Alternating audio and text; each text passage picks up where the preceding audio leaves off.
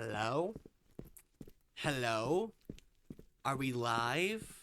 I'm gonna have to start this again for VODs.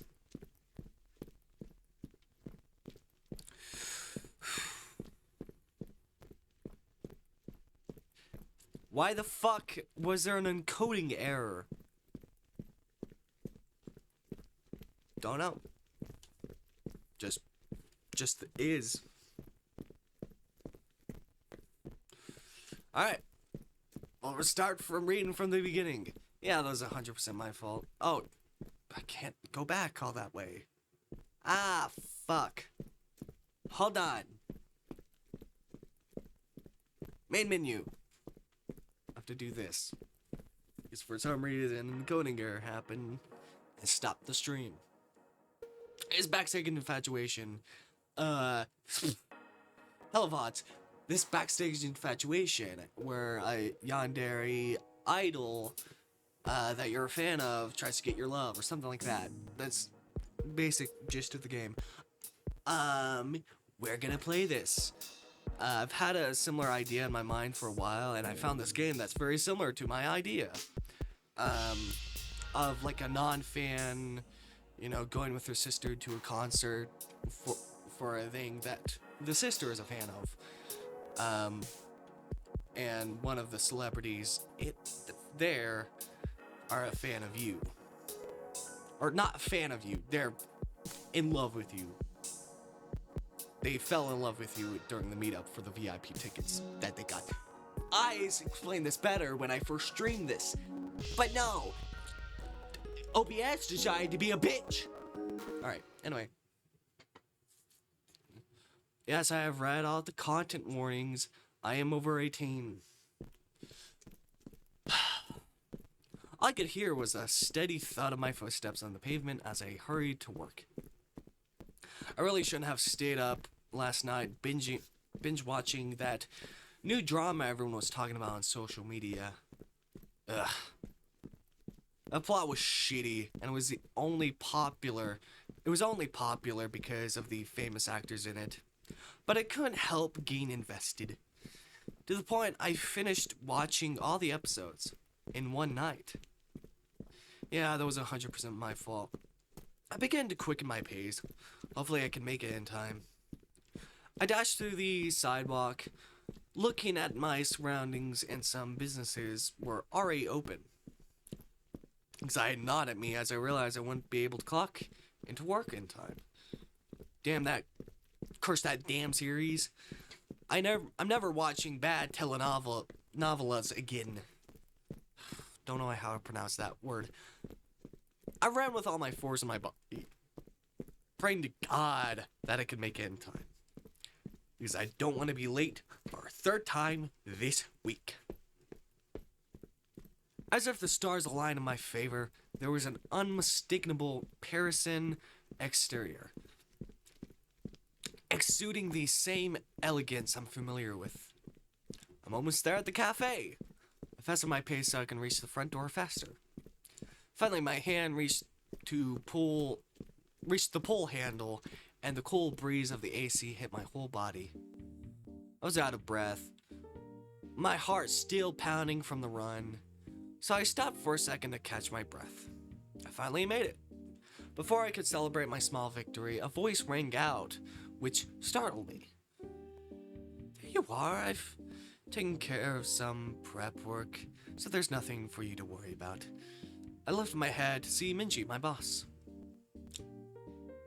She's been here the longest and is also the oldest in the crew. It's always nice whenever she's on board. Everyone digs her gentle and attentive nature since when I was new on the job. She made my whole life easier by teaching me the ropes and being super chill about it. She's a total sweetheart. She definitely acts like a mom of the group, always looking out for others and making sure we're all taken care of.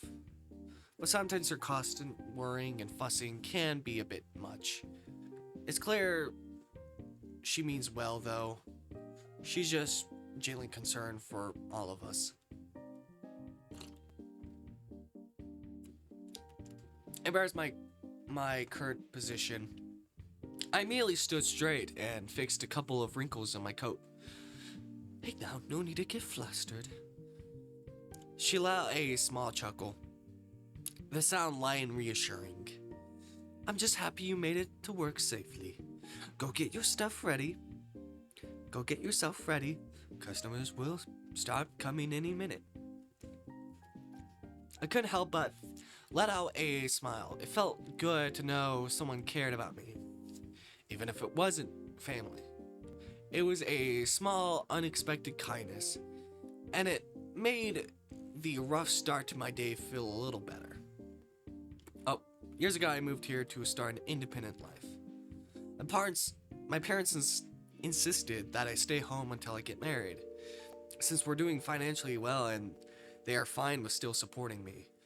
I mean, we're from a wealthy family, but I feel guilty relying them more so much, especially when it came to money. Sure, people wish they were born rich, imagining life would just be about buying all the best stuff money could get.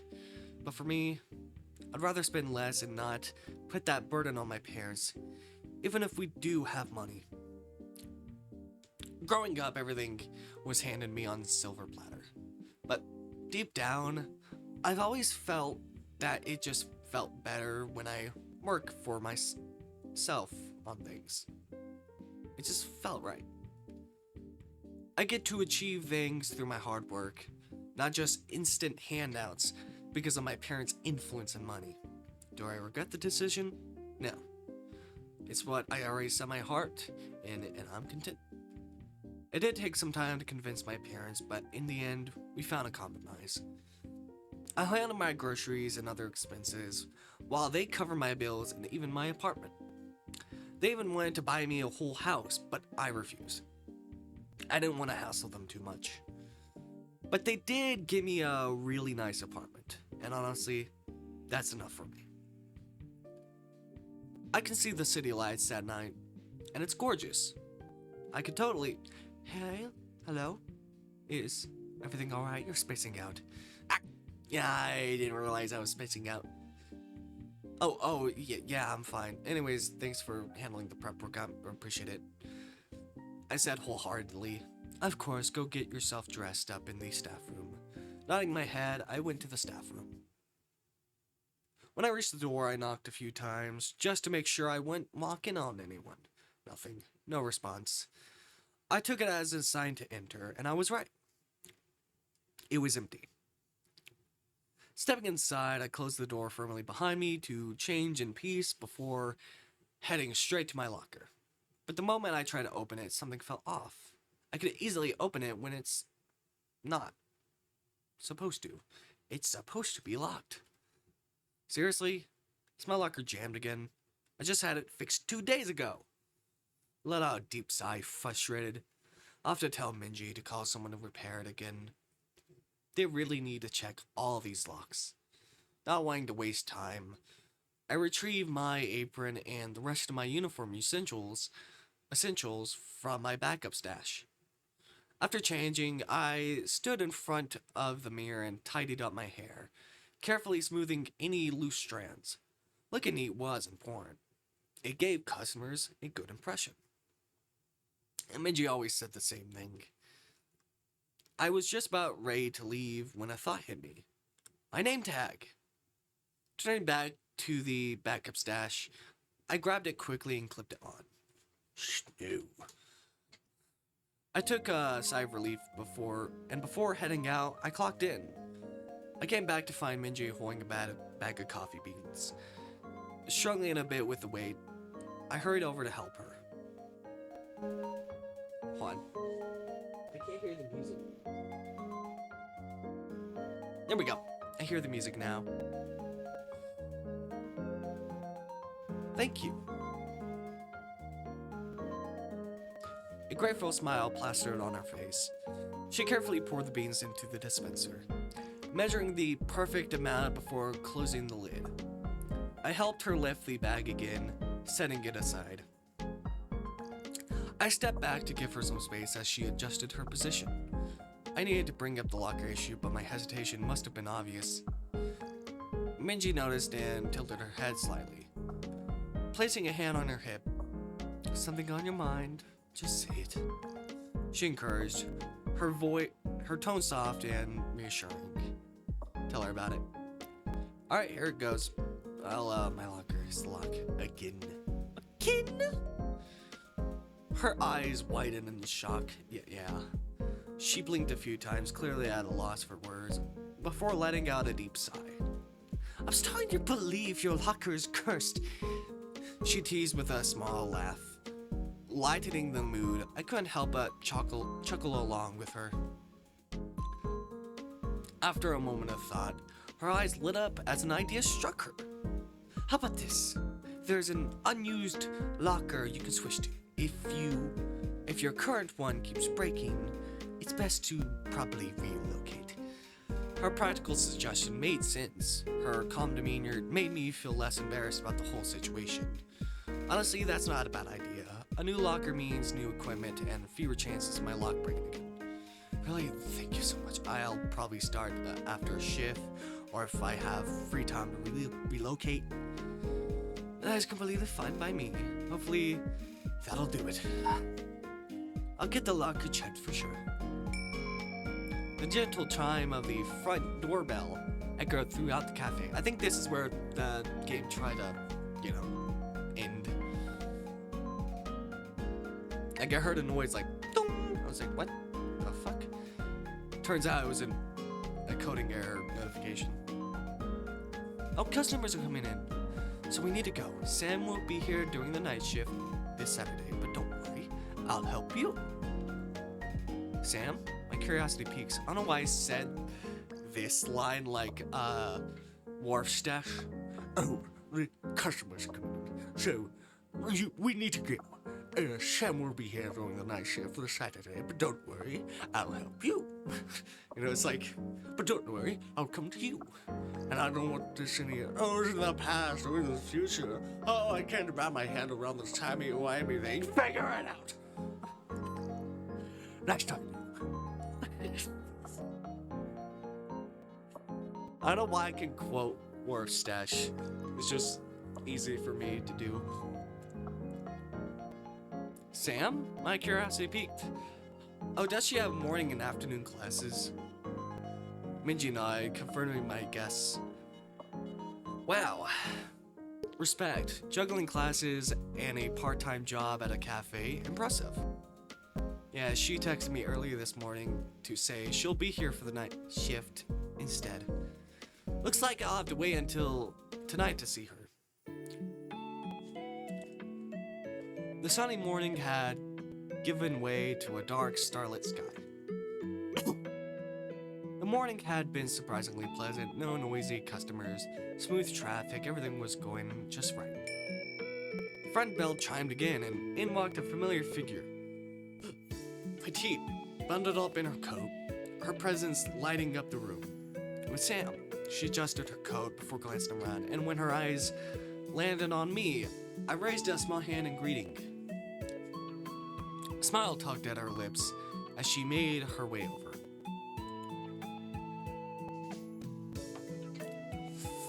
Snow, do I have news for you? Oh, let me get into my uniform and clock in real quick. Without waiting for a reply, she disappeared into the staff room. And Sam, always full of energy and excitement. She's a part-timer here, juggling shifts with her college classes as she works towards her English degree. Beyond work, there's one thing that truly brings us together. Lux.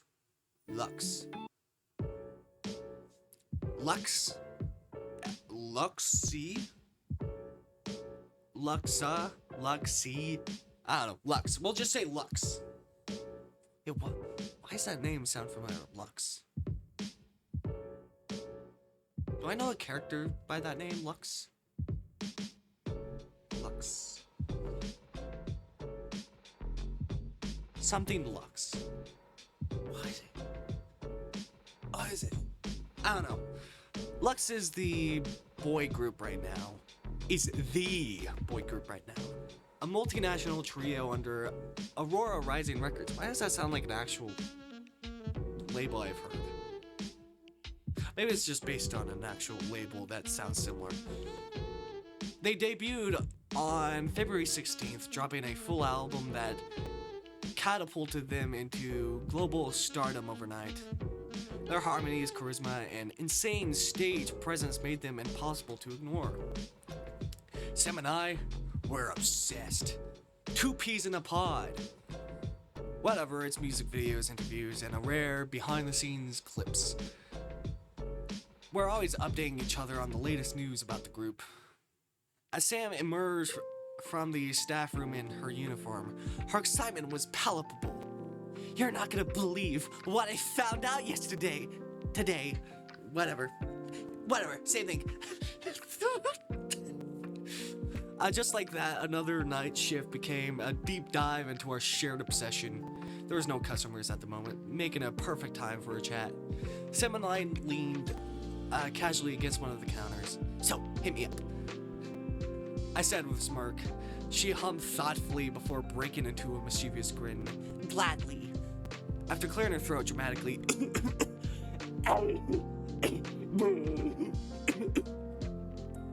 she leaned in, her voice dropping conspiratorially. Remember when they filmed Golden Rays? Especially that one scene on the beach where Min is sitting alone, probably naked, and I know that was one of Lux's most iconic moments, but what struck me was the behind-the-scene chaos. The story of the woman who pretended to be staff to get close to the members. Oh, that's weird. I remember. What happened this time? Sam's eyes lit up. Well, turns out she's still at it. The same woman showed up during their shoot last week for that new campaign. This time, she had a fake pass and everything. Like, full-on laminated and all. I blinked. You're kidding. I wish I was. She tried sneaking in again, but security got her before she even got close. Apparently, she started screaming about how Min belongs to her. But they don't belong to her. They belong to me. They belong to me. He will be my son.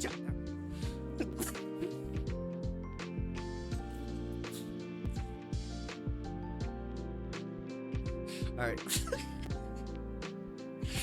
I don't know. I'm making her just very thirsty over Min. I don't know why. That's probably not canon to this story, but sure. Screw you, game developers. This is canon. Sam really likes Min and wants to have sex. All right. I cringed. These types. Why are they always so extra? But get this. She didn't stop there. When they kicked her out, she camped outside the set with a giant sign that says, Minoru, I'm your destiny. I couldn't help but snort. Wow, that's dedication in the worst way possible.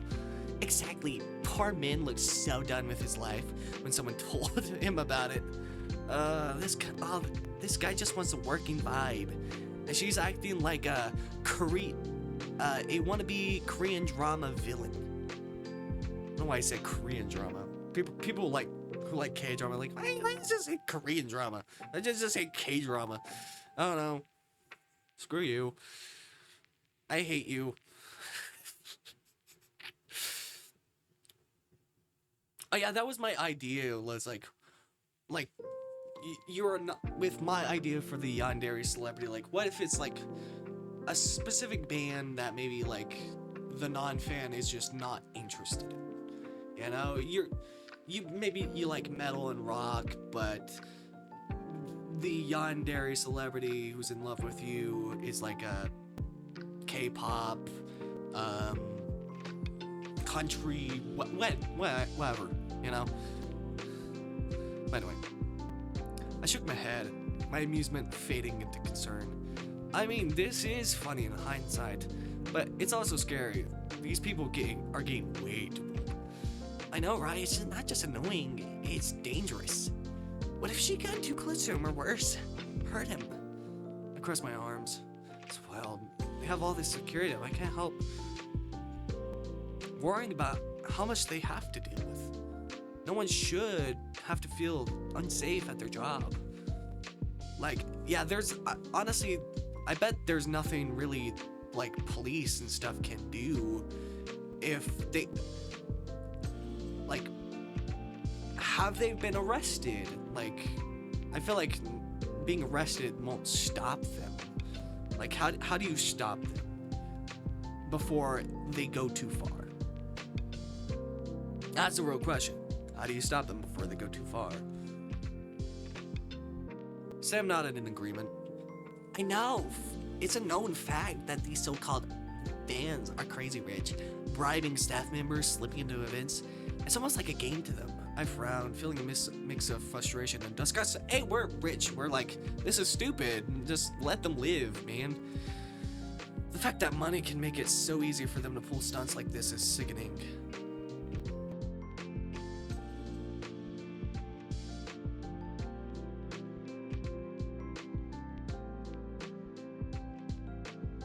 So I'm making sure to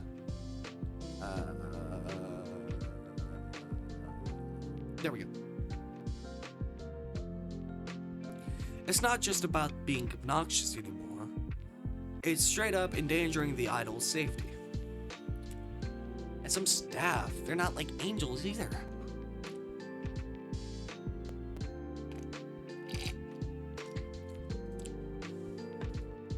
I hope they're not paying them very low.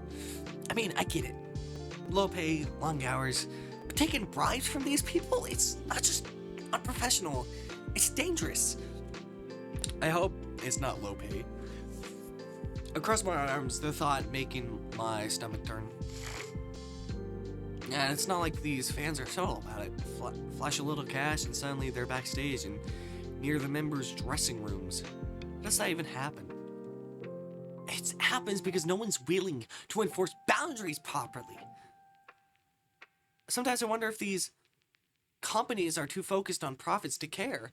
Yeah, I bet like these, honestly, the thing about these kinds of like fans is the companies, the labels and stuff benefit from people like this. They make money from parasocial fans. So they make sure like that their idols never tell anyone, hey, stop being parasocial, stop being an idiot. And it's very clear when celebrities and YouTubers and stuff don't care about their fans. When they don't try to set those boundaries, and it's clear that they're taking advantage of those parasocial people, even when it's dangerous for them to do that. They know it makes them money to let people be that obsessed.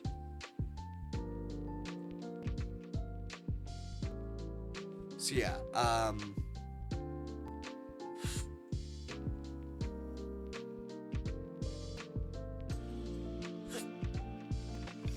sometimes it's the celebrity has no control and cannot say anything because the labels threaten to cut them if they ever say anything bad about the parasocial fans that make the labels a ton of money, because they see it as a financial opportunity, or it's the celebrities who see it as a financial opportunity and does not care about you as the fan. You really gotta make sure who you are following are the right people to follow. If they're taking advantage of you, cut them out. They're not right. And I have a few names on my list. That do that. But I have a few names that don't. That actually are like, fuck you. Like, I'm gonna say what's wrong, but I've like, think about the groups with the most parasocial fans. Yeah. They should be telling their fans, fuck off. I'm not your friend. You're a fan. You do not know me. Anyway.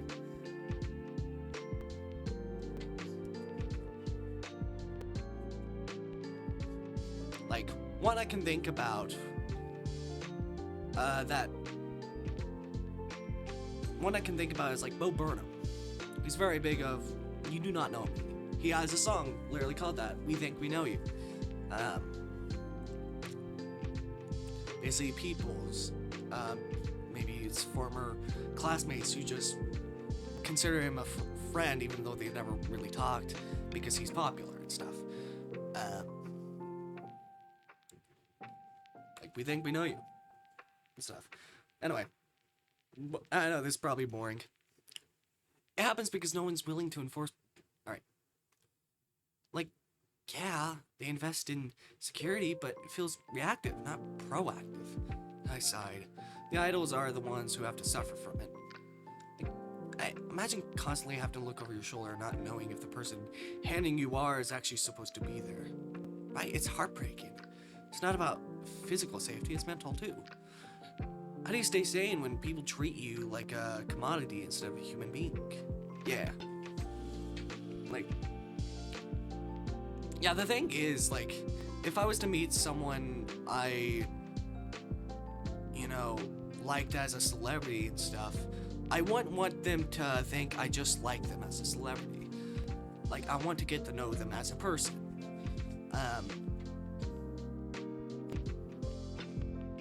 Like, I don't want them to feel invalidated.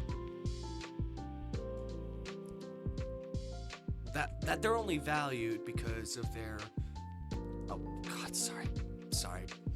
They're only valued because of their fame, rather than them as a person. Because I feel like a lot of us do that. We value celebrities not for their talents or anything like that. We value them because they're famous. And I'm gonna bring one up: speed. Like, I don't really get speed. I'm gonna be clear about that. I don't get speed. I don't get why he's popular. The only reason I've heard is he's famous, he's rich. That's it. He's annoying and loud, but that's it. I don't get why he's popular. The whole personality and brand of him is he's popular. He's rich. One of his biggest memes is, "I'm rich. And this kid is asking me for money," and stuff.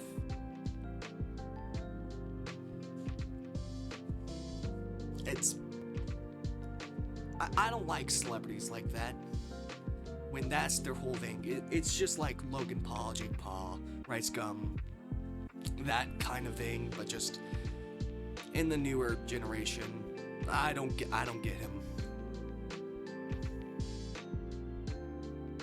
I don't get him. Anyway, I know a lot of people like him. I don't. I value celebrities and influencers if they actually have a place in the influencing world when it comes to their talent and their skill. But if they don't bring anything good to the table, why are they important? They're not like Markiplier or... trying to think of other YouTubers, maybe Dan and Phil. Trying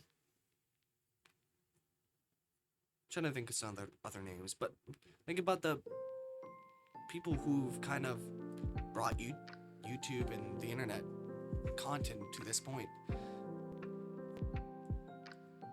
Are these people deserve to be on that pedestal? Anyway, I'm going on these rants. Anyway, I don't know if you would like that. Tell me, VOD people, if you like that. I don't know. Voice off finesse at it. I've seen fan cams where the members are smiling on stage, but their eyes look tired, Like this constant pressure is eating away at them.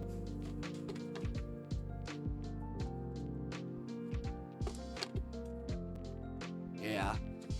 I have no idea what it would be like to be on stage and perform at all. I feel like men especially would hate this kind of thing. He seems like someone who values his personal space. Stuff like this would mess with anyone. Exactly, it's so unfair. It's not just him. All three of them probably deal with it in their own way, but they shouldn't have to. Fans like this ruin it for everyone else. The weight of her words settled over us. I found myself clenching my fists. I just hope management starts taking this stuff more seriously. No amount of money is worth their safety. Tell me about it, but hey, unfortunately, live off this. These stunts give them cash if they feed off the delusional fans. I nod, my mind drifting to Lux as a whole. Yeah, it's scary to think about. They're just people trying to do what they love, but some fans forget that. I hope their management steps up and keeps them safe. Yeah, honestly, like, think about K-pop and, like, any musician kind of place. Like, people forget that these celebrities aren't just doing it for music. They love music. It's important. And, like, me, as a musician, like, I love the process of making it from just scratch and everything like that. And that's why I love when I listen to some musicians themselves, is I want to see what they're doing and like what was behind the producing and stuff like that, and the sound itself, and basically enjoying the music as a whole. I don't know how to describe it. Like listening to the bass, listening to the vocals, listening to the guitars, everything. Paying attention to everything and enjoy it like that. Anyway, like I do enjoy music as a musician rather than a listener. Me too. I don't care how many layers of security they need. Whatever it takes to protect them, I'm all for it. Conversation hung in the air, a heavy reminder of the darker side of fame. For all of the joy Lux brought to their fans, the price they paid for it often felt far too high. To lighten up the mood, Aurora Rising Records actually did a complete staff overhaul. It replaced the old team with new members and tying the security. That was fast. Honestly, it's impressive how they managed to pull it off in such a short amount of time. Sam's face lit up in excitement.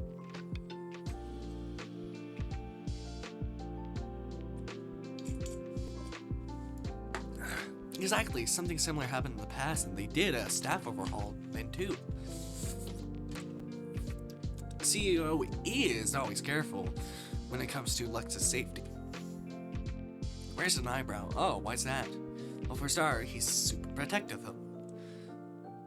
It's not just about their careers, it's personal. There's this rumor that he sees them more than just artists under his label. Like, he genuinely cares about their well-being.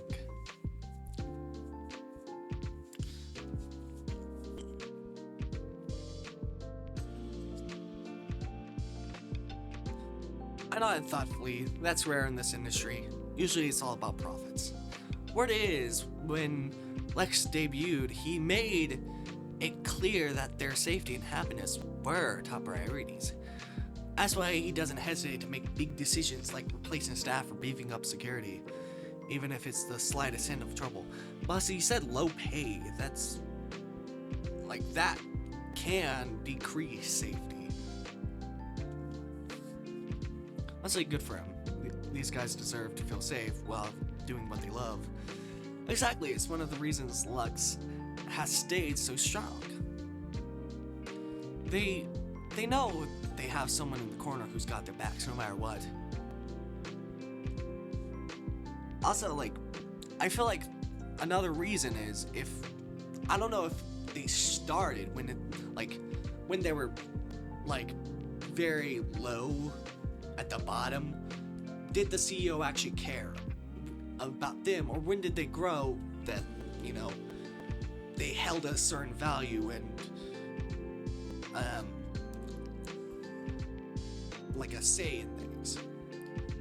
Because when you're low, you don't have much say in like contracts and stuff and what's in there, or like negotiating power. You don't have that much, but when you're higher up, you do have more.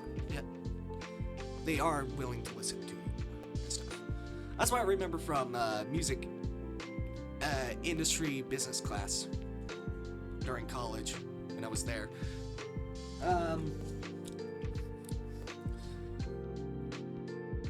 But yeah,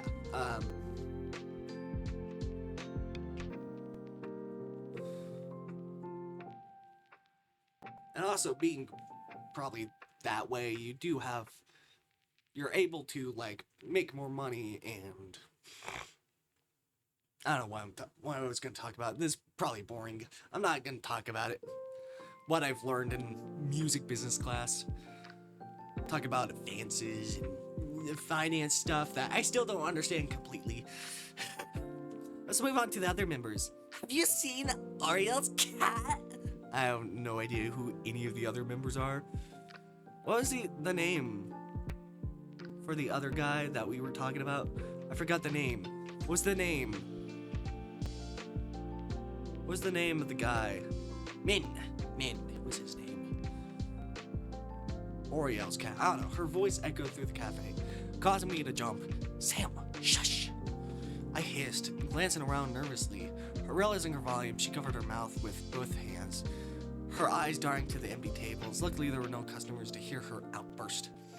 She let out a sheepish laugh, tugging her hands into her pockets. Sorry, I couldn't contain my excitement. I rubbed my eyes, but couldn't help but smirking. You know how I get when it comes to Oriel. Mwah. He's my bias. Oh, he's my bias. Or, okay, so she's more for Oriel instead of Min. Alright, Sam's bias in Lux is Oriel, the leader of the group. Honestly, I could see why she's so over heels for him. Honestly, as a producer, I don't really value one person more than the other, because I'm like, I like the bass, I like the drums, I like the guitar, I like everything.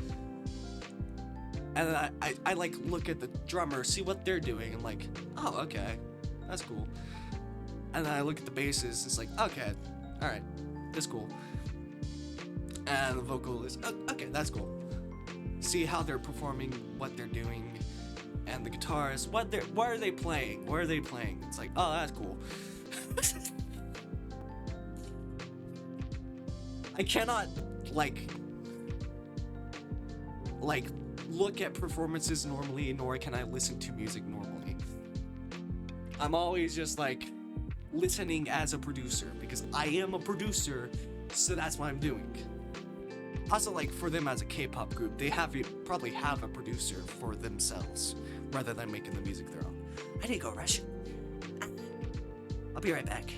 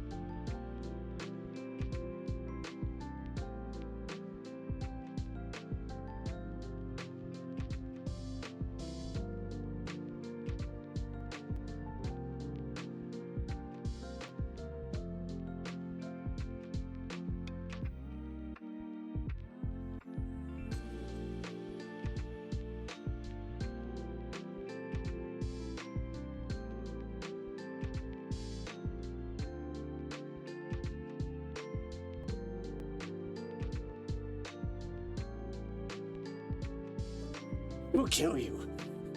I will kill you. I will kill you. You're gonna die. You're gonna...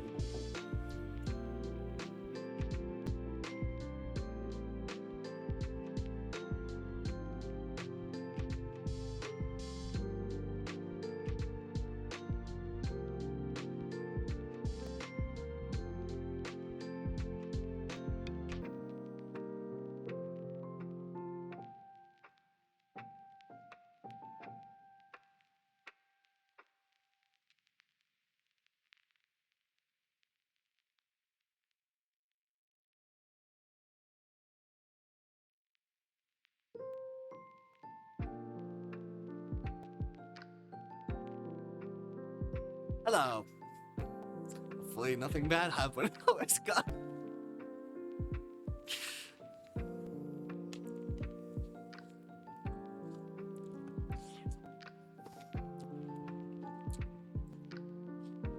Green brown is an ice cream. Alright. Calbeck. White Oreo though. Sam's face lit up like a kid in a candy store. Where do I even start?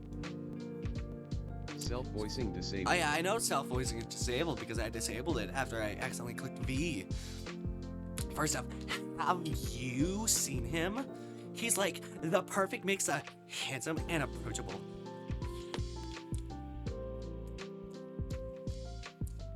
It's not just about his looks. He's got this presence, you know? Like, when he's on stage, you can't take your eyes off him. I know knowing exactly what she meant. Yeah, I've noticed. He's got that charisma that makes everything he does look effortless. Exactly. And don't even get me started on his personality. He's so down to earth, funny, and just real.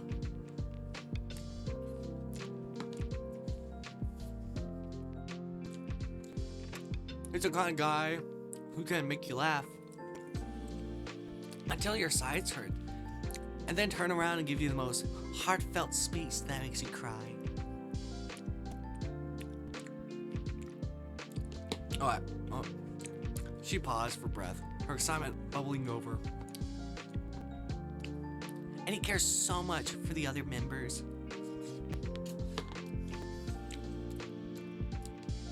Have you seen how he looks out for them?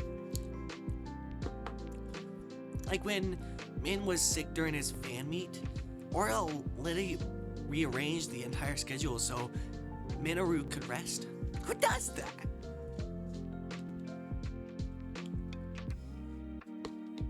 Is he the Yandere? Is Oriel the Yandere or is all of them the Yanderes? Because super nice overall charisma and stuff, the Yandere. That tends to happen. Her voice softened as she continued. It's not just his leadership skills though. He's so insanely talented. He can sing, write, dance, compose, and his songs always hit the top of the charts. He's won so many awards because it's ridiculous. I chuckled. Wow, she really likes him, huh? He's the total package then. He really is, but what I love most about him is how he stays humble through it all. Even after everything Lux has accomplished, he always gives credit to his members, the staff, and the fans. He's just inspiring.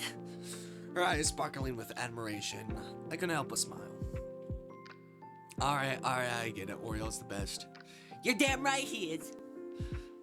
She giggled, pausing mid-laugh as her eyes lit up with curiosity. Sparkles brightly dancing in her gaze. She leaned in closer, sudden proximity making me flinch slightly. Hey, I just realized, I never knew your bias before. That's not fair when you already know mine. Blake caught off guard. Oh yeah, she's got a point despite knowing each other for 2 weeks. Most of our conversations have been about her interest and excitement. I don't know. I hadn't shared much about myself at all. My cheeks warmed and a bleach creeping in as I realized how one-sided things had been. How silly of me. Well, should I tell her? I'm super embarrassed, honestly. He's kinda overrated, and what if she judges me? Okay, sure, spill the beans. LL, you know, already know there's 3 of them. I stammer, trying to buy some time. Uh-huh. She replies, her gaze narrowing in deep focus. Clearly hung on every word of my response. I felt my palms growing a little sweaty under her intense scrutiny. I mean, Oriel is cool, same with Min, but... Before I could finish, her hands shut out, covering my mouth as she gasped dramatically. Don't tell me care is your bias? Her voice was half accusatory, half excited. Like she'd uncover a scandalous secret. A muffled protest behind her hand made her grin wider.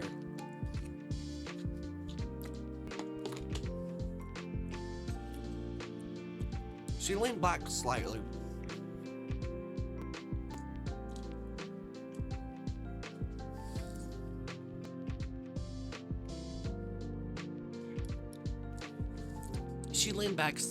Removing her hand with a knowing look. I knew it. You've got that look on you. Totally a care fan. Am I right? Huh? Sighed defeated as she wiggled her eyes playfully. Okay, fine. Yes, it's care. Happy now? I knew it. I could spot a... Here, stand from a mile away. That's my turn. What's to do with care? The so-called cold look at mood prince. Her teasing tone made my cheeks flush even more. I tried to compose myself, but the way she leaned in expectantly didn't help.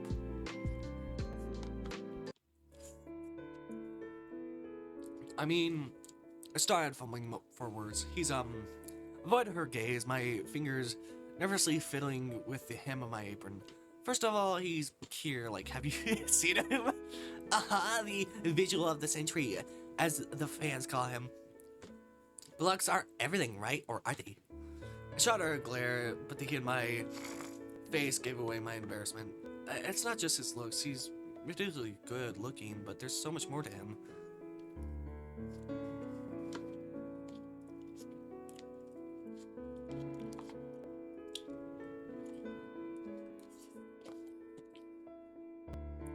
Sam smirked knowingly. Go on. I sighed, feeling my heart rate race as I thought about him. Okay, so he's an insane vocalist, even critics say so. The way he hits those notes. I guess he's pulling his entire soul into every song. There's this raw passion in his voice that just, I don't know, it gives me chills. Ooh, someone's sweating. Shut up. I muttered, hiding my face in my hands before continuing. It's not just his voice, though. He's got this deep passion for art and music. On. There we go. Did you know he's the one who designed the concept for the first album? He's so talented and so real. It's like everything he touches turns into something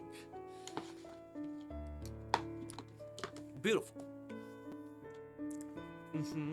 So basically, he's perfect. I hesitated, by my lip as I mumbled. Well, he kinda is, at least to me. Sam's eyes widened in mock surprise. Oh my god, you're telling him what?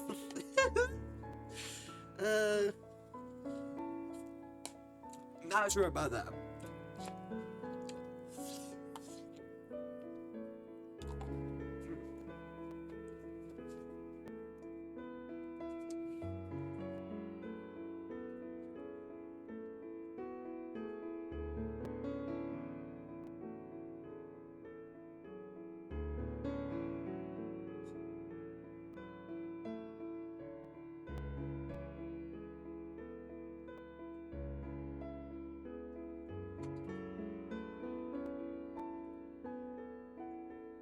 I think it's just weird to hear stuff for celebrities and stuff. Anyway. What? Probably jumped, my face is now fully red. It's not like that. I just admire him as a fan. She burst out laughing and I groaned, burying my face in my hands again. I don't know how to explain it. There's just something about his voice. It feels familiar. Like I've heard it somewhere before. Ooh, that's... Do we know him? Like secretly? Like like... Does he know us and we know him, but we don't actually know that it's him or whatever? It's comforting, even though when it's just through my headphones. Sam tilted her head intrigued. That's kind of deep. Do you think maybe it reminds you of something from your past? I'm not sure, I admit softly,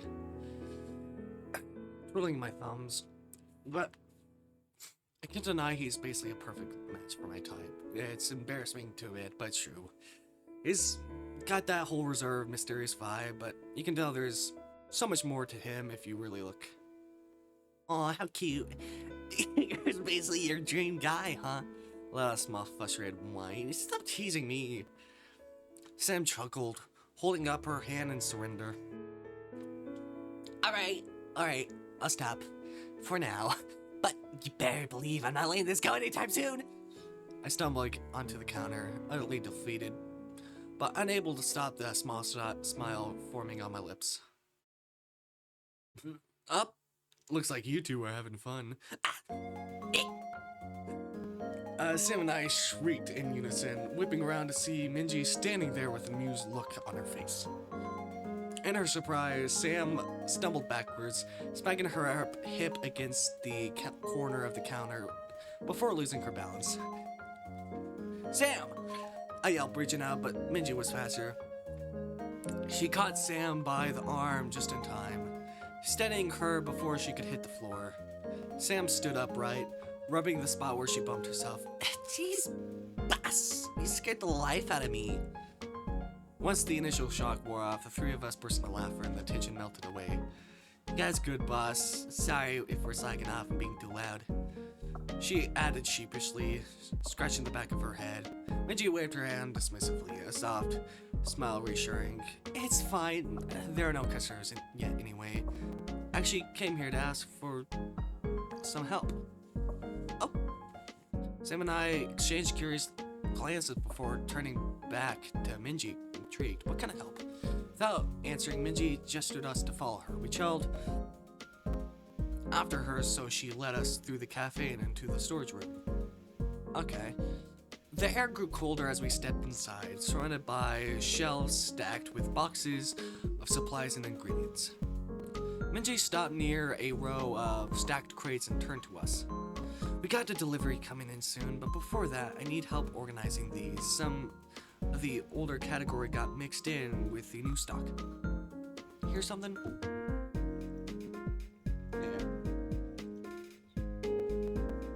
Sam crossed her arms, surveying the disorganized box. This is gonna take a while, is it? Minji chuckled. Not if we work together. Besides, it's a slow evening. So now's the perfect time to get it done. Sam and I nodded in agreement, rolling up our sleeves. It looked like we're gonna spend some quality time in the storage room. After finishing the last round of cleaning and organizing, the three of us stood by the door, carrying each lingering sense of satisfaction from the day's work. Minji secured the lock with a soft click, signaling the end of our shift. The quiet streets greeted us with a gentle breeze as we stepped outside, the glow of streetlights reflecting on the pavement. Oh, God. Sam stretched her arms over her head, laying out a content sigh, while I adjusted my bag over my shoulder. Minji gave us a small wave before heading in the opposite direction, her figure disappearing into a evening haze. Sam and I exchanged a tired but pleased look before we began walking down a familiar path home, the warmth of camaraderie still lingering even as the day came to a close. Is that camaraderie? Camaraderie? Is that how you pronounce it? I don't know. The more I walked, the stronger feeling grew, like someone was watching me. Made my skin crawl. Well, I spun around quickly, but there was no one there. My grip tightened on my bag as that uneasy feeling clung to me, refusing to let go. Sweat dripping down my forehead. I need to get out of here. Fast. My footsteps picked up speed, each louder, faster than the other, as I focused on getting to my apartment complex as quickly as possible. My heart was pounding and adrenaline surged through me as I took turn after turn, navigating the familiar streets. Finally, I spotted the building in the distance. Squinting, I could make out the security guard standing at the large glass doors. He must have noticed my panicked expression because as I jogged closer, his posture shrank like he immediately understood something was off. Yeah, he's like, oh shit, something's happening. I gotta help you. Save us! I don't know if we're like a non-binary kind of character where we get to choose our gender. I don't know. As soon as I stepped onto the tiled entryway, he opened the door without hesitation. I gave him a quick bow of thanks, still catching my breath. He gave me a brief nod, silently acknowledging me, then motioning me inside. Without wasting another second, I hurried to the elevator, my focus set on the safety of my apartment. I could hear him take out his walkie-talkie and mumble something, probably 2 other security guards nearby to be on high alert. The elevator door slid open with a soft chime, and I stepped in, jabbing the button for my floor. The moment the doors closed, I let out a shaky breath. Reflection in the polished steel wall showed the toll the night had taken. Messy hair, wide eyes, and a face glistening with sweat. I leaned against the cool metal wall, trying to calm my racing heart. Oh, what was that? Why did I feel like someone was following me? The uneasiness had fully left. Even now, as the elevator hummed softly on its way up. When the doors opened again, I hurried down the hallway to my apartment, fumbling for my keys. My hands were trembling, and it took me a moment to fit the key into the lock. Glanced over my shoulder, half expecting to see someone standing there, but the hallway was empty and silent. Finally, the lock clicked, and I pushed the door open, stepping into the familiar warmth of my home. Ooh, also it's daytime. It's daytime. I thought it was nighttime. I shut the door. I know, it's just the background.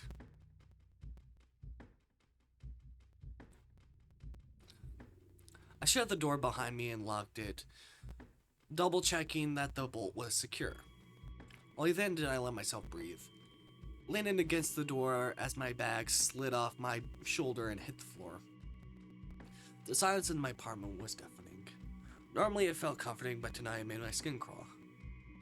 I flipped on the lights, the sun brightness chasing away the shadows, and walked to the window. Pulling the curtains aside, I scanned the street below, looking for something. Someone. Nothing. The quiet street lights and the occasional car passing by. Still. The feeling lingered, like an itch I couldn't scratch. I forced myself to move away from the window and head to the kitchen. A glass of water, I decided. That would help settle my nerves. After finishing my glass of water, I set it down on the counter, the quiet clink breaking the uneasy silence that had settled over the apartment. I rubbed my temples, trying to shake off the lingering tension from earlier, and made my way towards the bedroom. As I reached the doorway, something felt off. The hell? The door was slightly ajar, swinging open with the faintest push of my hand. My stomach tightened. I never leave my bedroom door like that. Did I forget to close it this morning? I tried to rationalize it, the memory of rushing to work flashing through my mind. I had been running late, my bag half packed as I dashed out of the door. Maybe I left it open in the chaos? Still, something didn't sit right. I stood there for a moment, staring into the shadowed room, the dim glow of the hallway lights spilled in, casting faint streaks across the floor. Everything looked normal. My bed was unmade, the laundry basket still overflowing in the corner, and the faint outline of my work desk sat against the far wall. But that uneasy feeling crept back in, slithering up my spine. My eyes darted towards the window. It's closed, curtains drawn tight.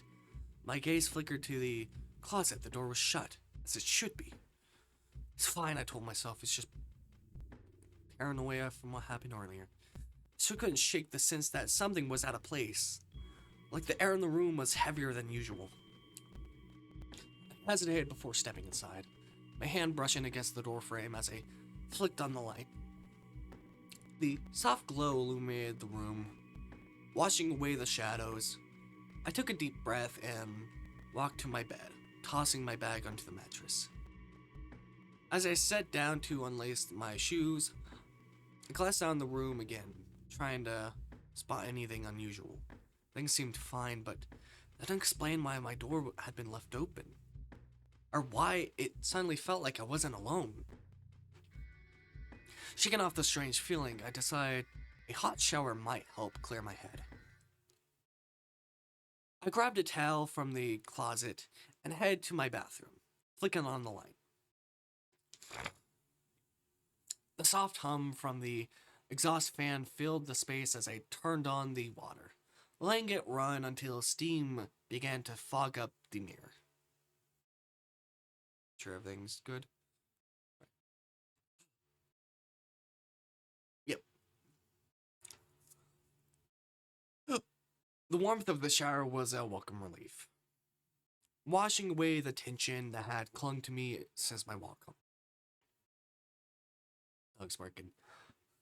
I closed my eyes, letting the water cascade over my shoulders. I took a deep breath. The first time that evening, I started feeling like myself again. Once I finished, wrapped myself in the towel and stepped out, wiping a hand across the fogged up mirror.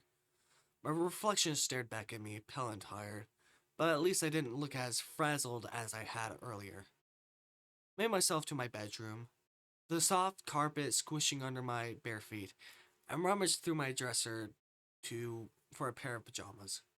Slipping into familiar comfort of an oversized shirt and loose pants, I felt a bit more at ease.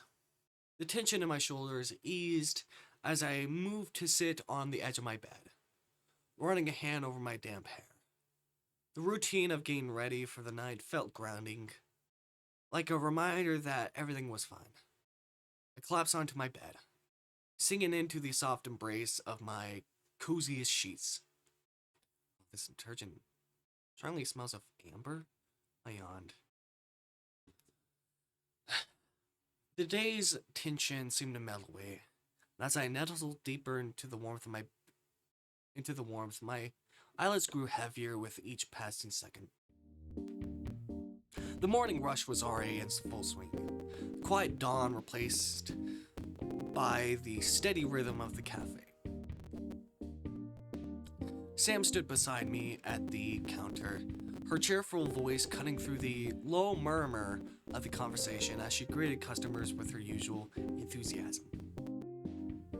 "Good morning, welcome to Seat Mug. What can I get started for you?" she chimed, her bright smile infectious. I worked quickly beside her, pulling espresso shots and steaming milk, the comforting sounds of the coughing machines filling the air. The scent of freshly brewed coffee mingled with the warm, buttery aroma of pastries from the display case. My phone is like, hey, 15% battery. The line moved steadily, orders flying between us as we worked in sync. Let me make sure everything's good. Everything. Let me see if I have any messages. No, don't. Alright, sorry. Alright. Sam passed me cups to fill as I slid completed orders across the counter with practices. Americano and an almond croissant for takeout. I glanced at Sam as she handed the customer their receipt with a cheerful smile. "Thank you, have a great day." Moments like these were chaotic but oddly satisfying. The constant rhythm of taking orders, making drinks, and exchanging brief smiles and pleasantries felt like the heartbeat of the cafe, and it was a rhythm we knew well. Oh, shit. The morning was gonna be a busy one for sure. What felt like hours of non-stop orders and clinking cups, the cafe finally settled into a peaceful lull. The bustling morning crowd had dwindled, leaving only a handful of customers scattered across the tables, quietly enjoying their coffee and pastries. The hum of conversation was low and soothing now, blending with the faint background music playing overhead. Sam and I found ourselves back at the usual spot behind the counter, leaning against it as we let out synchronized sighs of relief. She stretched her arms above her head, letting out a small groan before flashing me a grin. Finally, a breather, she muttered before brushing a few strands of hair out of her face. I nodded, my hands wrapped around a warm mug of coffee I'd quickly made for myself during the downtime. This was our favorite part of the day. Calm between the rushes, when we could relax and chat without interruption. Sam propped her elbows onto the counter, her chin resting in her palms as she looked at the remaining customers. A couple near the window shared quiet laughter over their pastries, and the man flipped through a newspaper with a half-empty cappuccino beside him. You know, Sam began, her voice a little softer now. Wonder what it's like to be one of them, just sitting here, relaxing, instead of running around making drinks all day. I chuckled, taking a sip of my coffee. You get bored in 5 minutes. You love the chaos too much. She tilted her head in mock offense. How dare you? Then her grin gave her away. Okay, fair, but you have to admit, make it look nice and easy. I shrugged, setting my mug down. Maybe. But where's the fun and easy? You get more stories from behind the counter. Sam laughed at that, nodding in agreement. It's true. Speaking of stories, she leaned in closer, her voice dropping conspiratorially. Guess who just messaged me last night? I raised an eyebrow, intrigued. It's like, oh gosh, like an ex or crush you have. But already bracing myself for one of her dramatic reveals. Who? She smirked, glancing around like it was the world's biggest secret.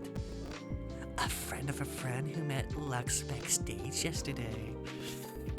Eyes wide and I leaned in as well. The mundane morning, suddenly a lot more interesting. No way, you're lying. Swear on my coffee addiction. I wouldn't swear on my coffee addiction. If I was lying, I wouldn't do that.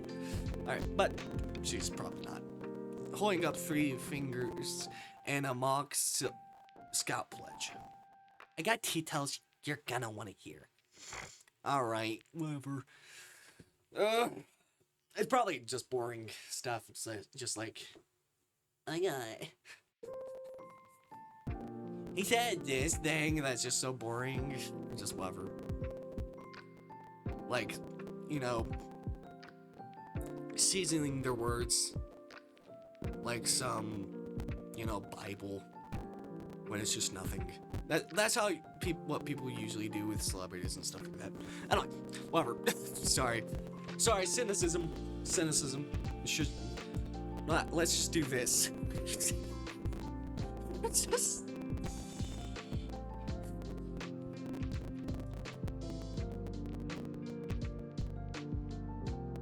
Fun.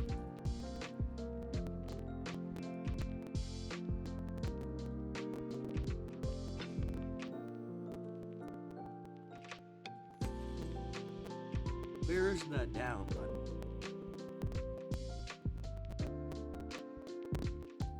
I can't find the down thing, but I have a better way.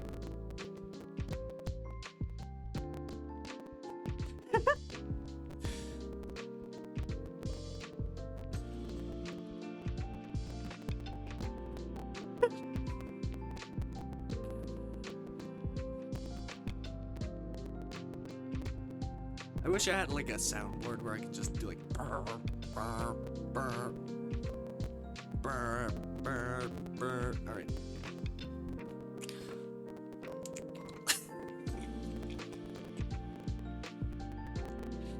I wish I had that. That'd be funny. Sam's eyes sparkled with excitement as she dropped her voice even lower, making me lean it in further to catch her words. So apparently, she began drawing out the suspense. Ugh. Friend of friend who worked in a security event where Luke's performed. Backstage, Cure was, let's just say, not as cold as everyone thinks he is. My heart skipped a beat. Wait, what do you mean? Here, my crush. Or she smirked knowingly, clearly enjoying how invested I was. I mean, he wasn't the untouchable cold-looking moon prince. There we go. He was joking around with the crew, even helped them carry some equipment. Can you imagine Kier doing something so normal? I blinked, trying to picture it. Kier, the elegant, ethereal visual of Lux, hauling equipment. It was too surreal to believe. That's not all, Sam continued, her tone growing even more conspiratorial. I wonder what it would be like to experience that. Especially what Sam just talked about, joking around, seeing a smile, and most importantly, hearing his laughter. Oh, you're totally smitten. She teased, her grin widening. You've got that dreamy look on your face right now. Don't even try to deny it. I shook my head, playing it off. It's not spitting, it's just nice, that's all. Sure. Dragging out the words in a tone dripping with sarcasm. You're practically writing his fan club manifesto in your head. I laughed, shoving her lightly. Stop it, Sam, you're being ridiculous. She smirked, leaning back. Ridiculous? Or accurate? Because honestly, it's how you light up whenever someone mentions Kier. It's like a switch flips, and suddenly you're all soft and glowy. I felt the heat rising to my cheeks and quickly turned my attention to the customers, pretending to be busy. You're imagining things. Keep you telling yourself that. Her tone was smug, still not convinced. But if you ever meet him, I'm gonna remind you of this conversation. The thought of actually meeting Kira sent a wave of nervous excitement through me, but I shook it off. Yeah, it's like that it would ever happen. Sam shrugged, a mischievous glint in her eye. You never know. The world works in mysterious ways. Yeah.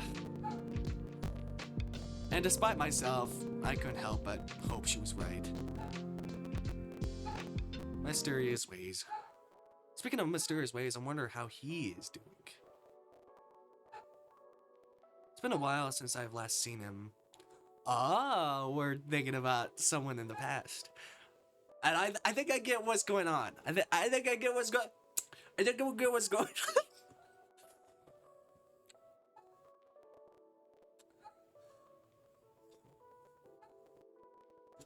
Hey, bro. God damn it, people. Whoa.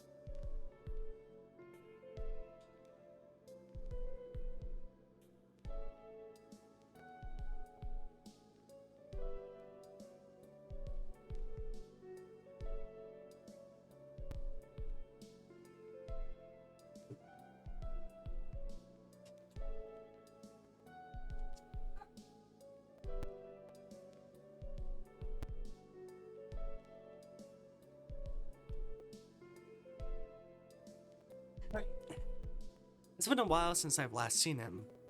Last time we saw each other was in 10th grade. That was it. My BFF, super cool. My play day as a toddler. My only best friend in the world. Keith and Nim Cats. Sam's voice faded into the background as my thoughts drifted. Keithan. The name brought with it a flood of memories, vivid and bittersweet. We'd been inseparable as kids, climbing trees, trading secrets, and planning out the grand futures we thought we'd have. Like him being a superhero named Magma Boy. Let's be honest, superheroes don't exist. But it was fun role-playing as heroes when we were kids.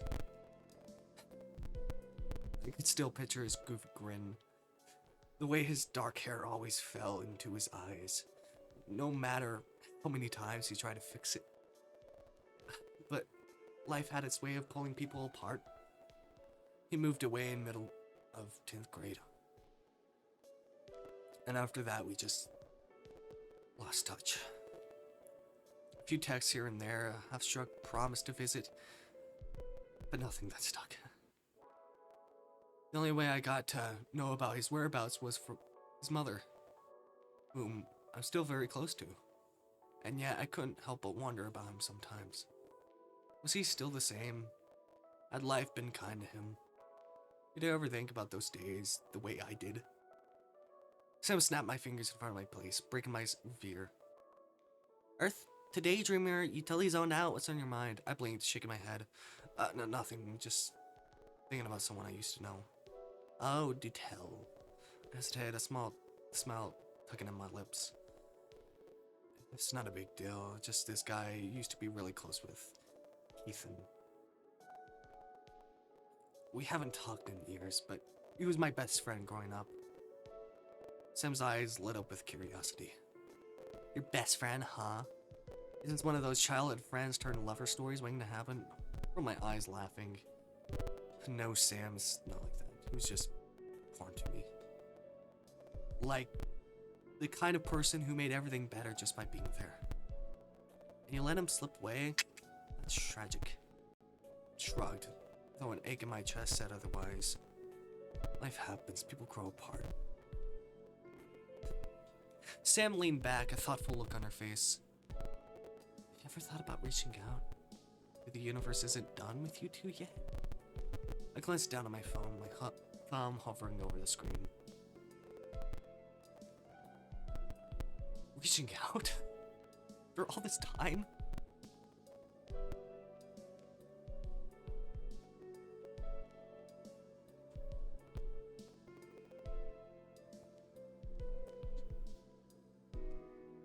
Sorry about that. I still have his number. But he's in another country, probably asleep. Oh, shit. The idea seems so ridiculous and tempting, but I wasn't sure which feeling would win. It's a good idea, but he's in another country. Time zones and all, and plus he's probably really busy. I don't want to be a bother. Responded to Sam's suggestion with a small shake of my head. She frowned slightly, but nodded, respecting my choice. Well, I get it. But seriously, you should think about it. I don't know him, but obviously meant a lot to you. My smile was warm. I couldn't help but smile back. Sam had a way of being encouraging without pushing too hard. Always a sweetheart. Before I could say anything, a deep voice interrupted. Excuse me, I'd like to order something, if that's no trouble. Both of us jumped, startled by the man nearby. Oh, he looked amused, clearly unsure if he should have spoken up or waited longer. Loud, nervous laugh, smoothing my apron as I stepped forward. Oh, welcome to C-Mug. Sorry about that. What can I get for you? Sam stepped back, watching me as I effortlessly shifted to my friendly position, professional, demeanor. No worries. I'll take a latte and maybe a welcome back hug from the barista. I froze mid-step, my hand hovering over the register. For a moment, I thought it had to be a prank or a case of mistaken identity. but the playful tone in his voice tugged at something familiar. Let out a small chuckle, trying to play it cool. Sir, I think you've got the wrong person. And I looked up, and my breath hitched.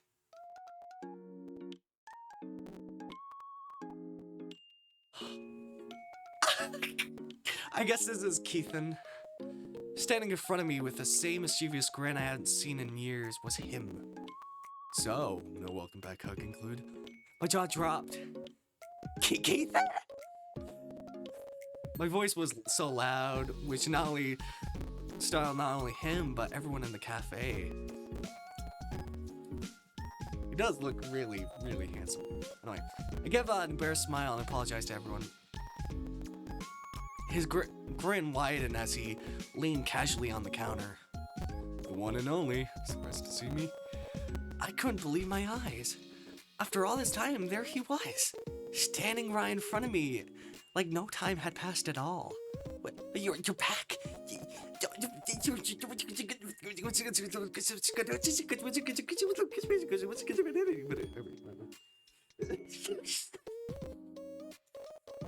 So I'm guessing he's also Kier, but also Keithan. My words came out as a stammered mess. Keithan's golden eyes looked away from mine, a blush forming on his cheeks. Sorry, I got excited and wanted to beat my mom at telling you the news first, then surprise you at work. But hey, why do you look like you're not happy to see me? He pulled a fake frown, like one he perfected even as a kid. Now that I thought about it, he looks so different. His outfit was more casual, relaxed. Like he was finally comfortable in his own skin. God damn it, the dogs!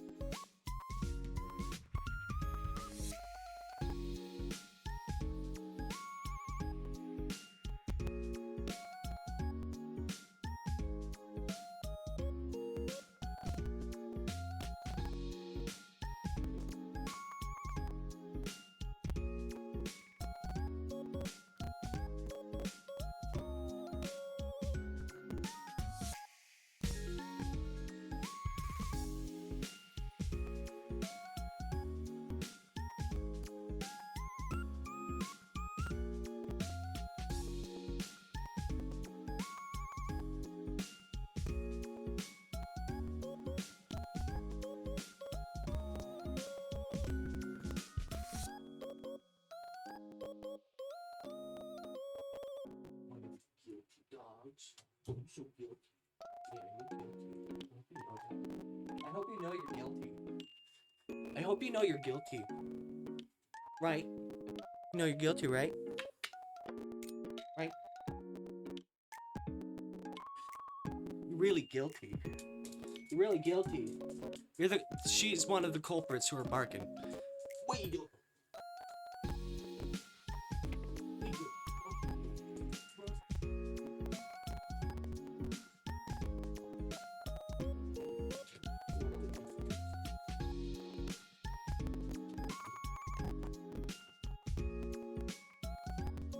She's one of the many culprits who are barking. Yeah, he's very guilty.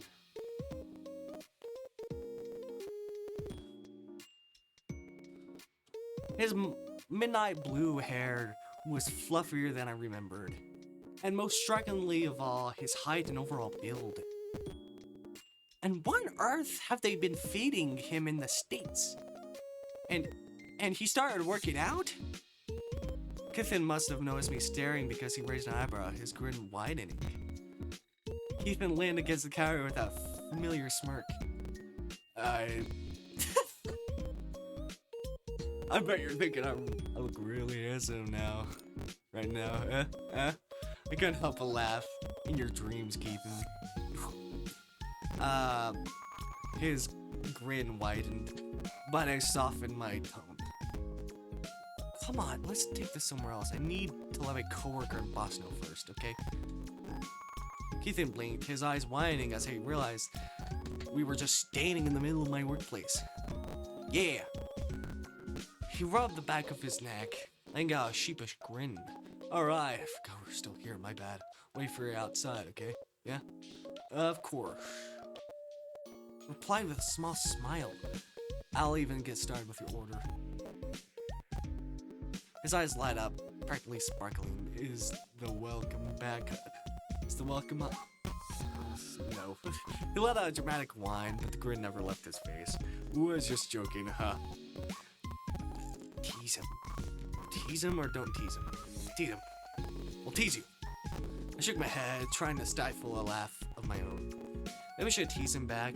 Turn the tables on this confident, cheeky guy. Oh, that was a joke. Damn. That no was a lie, and I really intended on hugging you. Huh. Wow.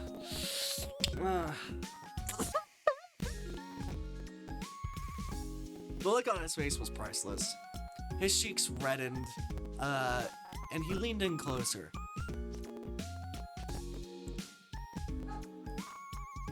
Wait, actually take that. I couldn't help but laugh at his flustered reaction. The sudden shift in his confidence making the moment all more amusing. You can't take it back now, I teased, leaning in slightly myself. I mean, you were so sure of yourself a second ago. His hand flew up in a mock surrender. His cheeks still teamed the pink. Alright, truce, you win this round. I leaned back, crossing my arms with a satisfied smirk. Truce already? I thought you'd put more of a fight. He rubbed the back of his neck, the redness in his cheeks deepening as he avoided my gaze. Even I have my limits, alright? You caught me off guard. I raised my eyebrows, pretending to ponder.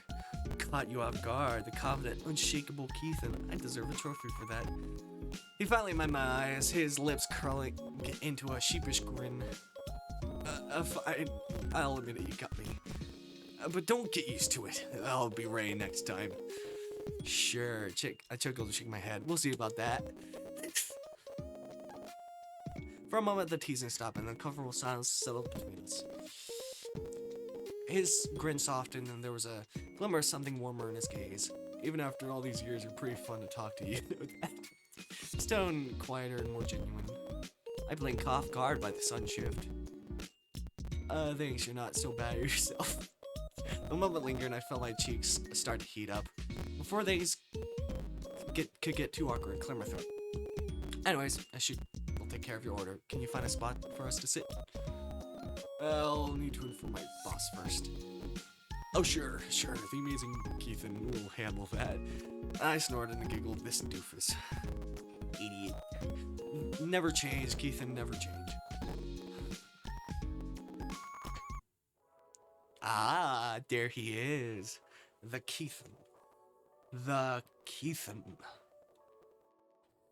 The afternoon sun cast a golden glow over the outdoor seating area, painting everything in warm hues.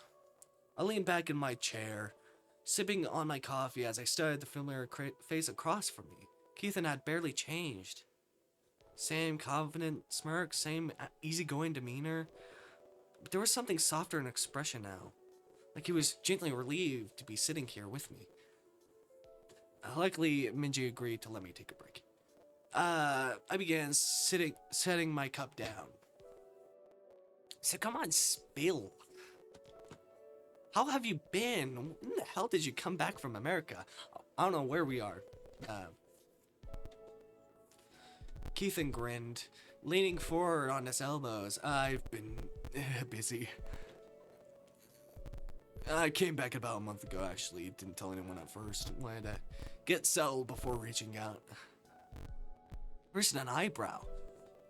You? Keeping quiet? That's new. He chuckled, scratching the back of his neck. Yeah. Well, I didn't want to make a big deal of it. You know how it is. I told him my head, giving him a knowing look. Uh-huh. And how was college life? Did you get that degree? Or should I be worried? Give me some credit. Shot back, mock offended. I did get it. Business management. Just like I said I would. I even graduated with honors, thank you very much. I blinked in surprise. A genuine smile spread across my face. Wow, I'm impressed. Did you actually... I didn't think you'd actually survive all those all-nighters you used to complain about. Barely. He made it with a laugh. But hey, I missed you, so I started doing things that reminded me of you. Like making your favorite snack when I was stressed, or listening to playlists we used to share. My chest tightened at his words, and the weight of nostalgia sang over me. You really miss me that much, huh? He nodded, his expression softening. Of course I did. You're not just an old friend, you're the friend. No one else gets me the way you do. I looked away, feeling a blush creep up my cheeks. Honestly, we know he's Kier, like the person that we're a fan of so deeply, a fan of, and we have them as the fan. Like what? Like I want to see if we talk about Kier or the band with him. Like, oh yeah, I do like this band called Lux. I really like this band member called Kier. One of my favorite. I feel like he's very special and stuff. Like his voice.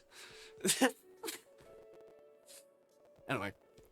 He's like, I looked away, feeling a blush creep up my cheeks.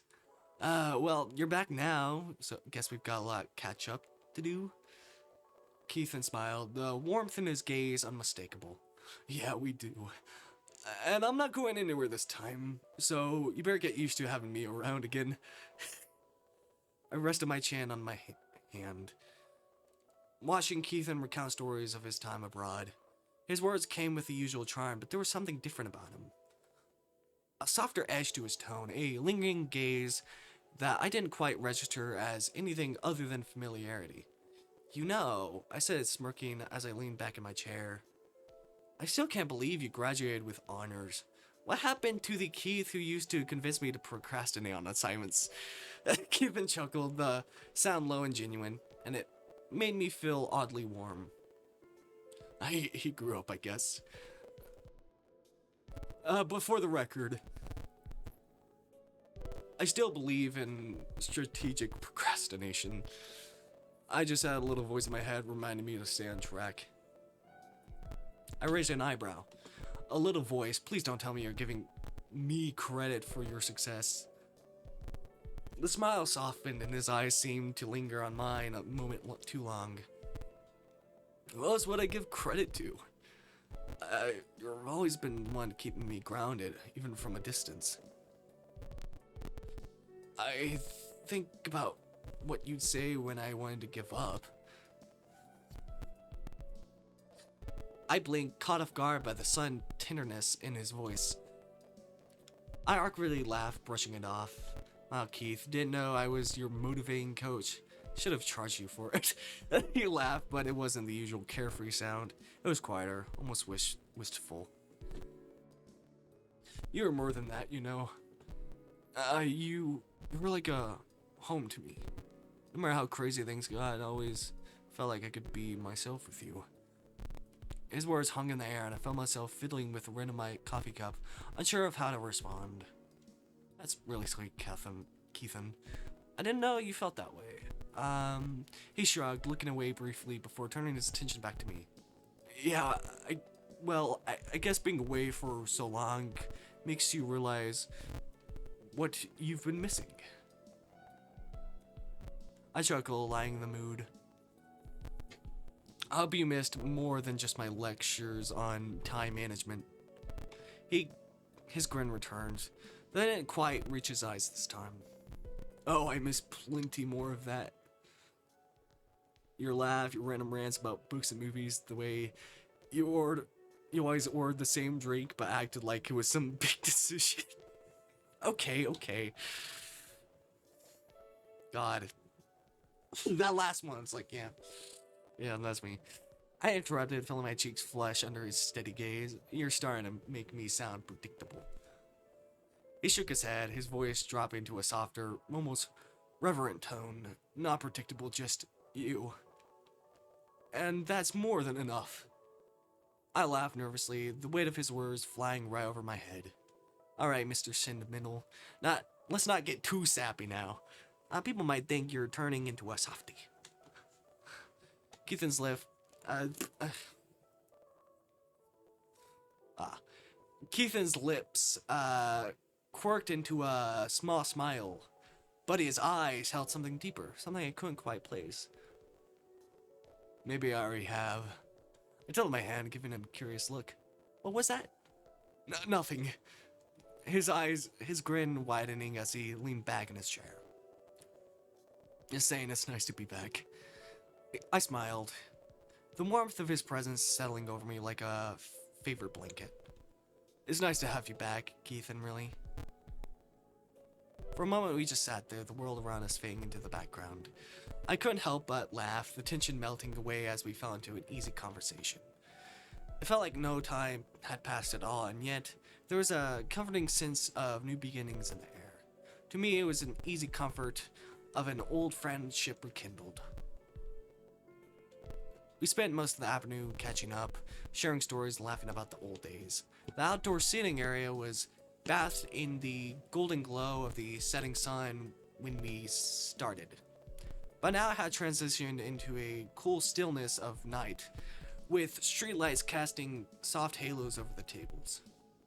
The gentle hum of passing cars and the occasional chatter of late-night pedestrians filled that background. Keithan glanced at his phone, his eyes widening slightly.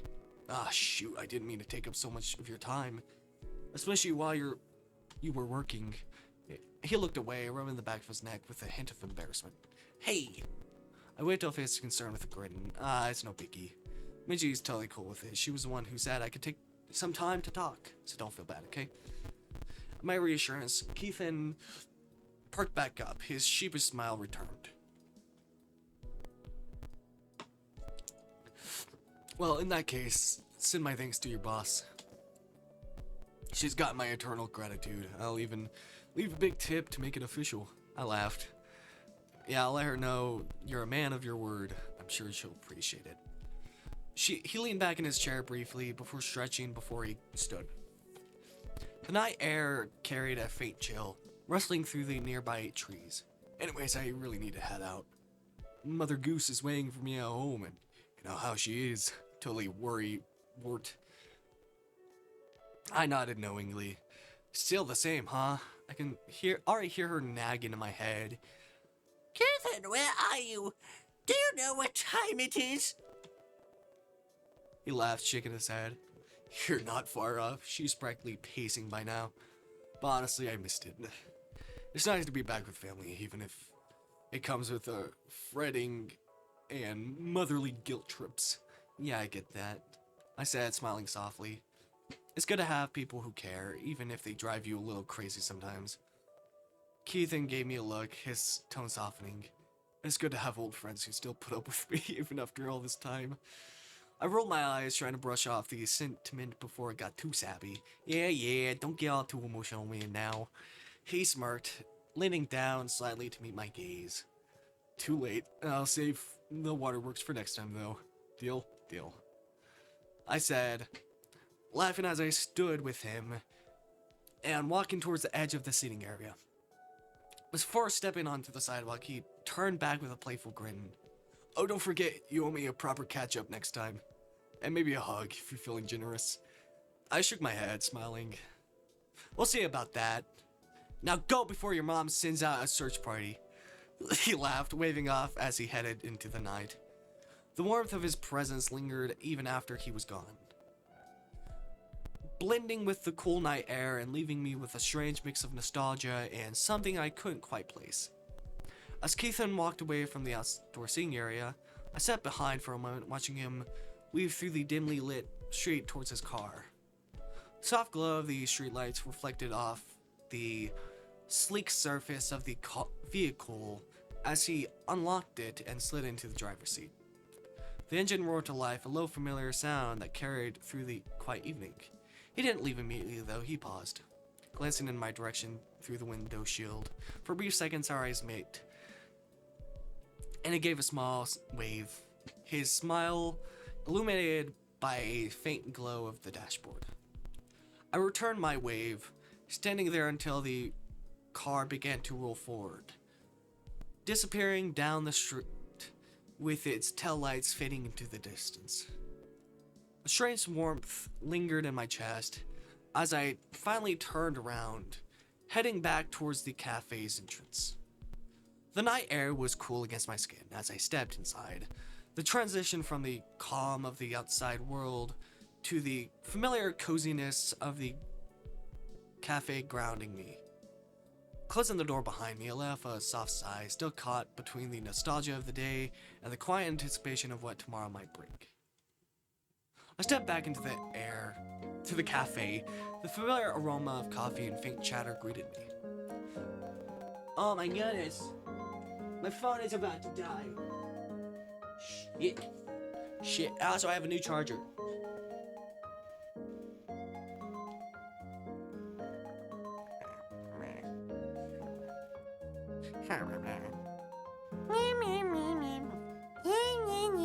Oh my god, the camera is not even there.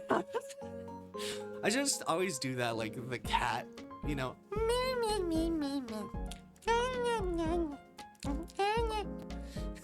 It's just the me cat.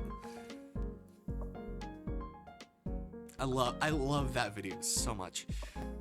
I had to take 2 steps when Sam appeared out of nowhere, leaning casually against the counter with a slight grin on her face. So, she began, her tones light and teasing. How was the grand reunion? Did sparks fly? Old flames rekindle? Don't leave me hanging! I rolled my eyes, setting down the tray of empty cups as I brought back from the outdoor table. It wasn't like that, Sam. We just caught up, that's all. Uh-huh. She crossed her arms, still clearly unconvinced. Just catching up, huh? You were out there for hours. That kind of catching up sounds like more like a romantic lead in a drama. Oh my god, you watched too much of that shit. I bet. I gave her a flat look, but the corners of my lips betrayed into a small smile. Don't start, Sam. When she wasn't done, leaning in closer, grin widened. You know, now that I think about it, this is getting interesting. You got Kier, your bias, the soulful, dreamy idol, and now Keithan, the childhood bestie with charm for days. Which one's gonna be? Well, obviously, Keithan's more realistic since, you know, he's someone you can actually reach for. Kier's just, you know, a very popular guy that you probably can't reach. So, yeah. But we know they're both the same. My cheeks immediately burned and I groaned, burying my face in my hands. Oh my god, Sam, stop. Hey, I'm just saying. She laughed, clearly enjoying how flustered I was. I mean, imagine the drama. The idol versus the best friend. This could be a whole movie. Yeah, one where I walk out and refuse to play the lead. I mutter, shaking my head. Yeah. Yeah. I think in these situations with like Yandere stuff, I'm refusing. I'm refusing to play any part of the bullshit. Alright. Sam finally relented, though she was still grinning ear to ear. Fine, but you're gonna tell me more about your little catch-up later, right? I sighed, knowing she wasn't gonna let it go. We'll see, Sam. Now, can we please get back to work before Minji catches us slacking off? Fine, boss. With a mocking salute, but her mischievous smirk lingered as she grabbed a cloth and started wiping down the counter. As I walked away, I couldn't help but smile to myself. Sam was relentless, but teasing only reminded me how much she cared. Even if the whole Kier or Keithan thing was absurd, a tiny part of me couldn't help but wonder. Not sure. Keithan is just a best friend. We've been buddies since we were kids. And Kier is an idol. There's no way I'd be able to meet him. I let out a quiet sigh, shaking off the lingering thoughts as I slipped back into the rhythm of the night shift. Like, what does Keithan know about our obsession with here, if he's like the one that's breaking into our places. I sweep the floor of the now empty lit cafe. It's almost closing time. I gotta clean the place for tomorrow. With Sam leaving early due to the stomach ache, to a sudden stomach ache and Minji needing to handle something important, I was left to man the cafe alone. The evening was mostly quiet, save for a few late-night regulars who already cleared out. As closing time loomed, I focused on cleaning the counter, my thoughts inevitably wandering. Keithan's voice played back in my head, full of laughter and warmth, as if he hadn't missed a beat since we've last seen each other. It was comforting, but then my mind shifted to the memory of Kira's voice, soothed, captivating, and strangely familiar in ways I couldn't explain. A small sigh escaped my lips as I scrubbed at an already spotless spot on the counter. Soft chime of the doorbell snapped me out of it. My musings, I glanced up, expecting a Stegler. Instead, my heart skipped a beat. Who the fuck is that? Who in the fuck is that? A towering man stepped into the cafe, dressed head to toe in black. He wore a sleeveless turtleneck with a small cut that exposed just a hint of his chest, paired with dark black leather pants and combat boots. It was a sleek black jacket with bits of midnight blue that's practically screamed designer. What really caught my attention was his hair. Impossibly long, very light blonde with black tips and roots. There is no fucking way.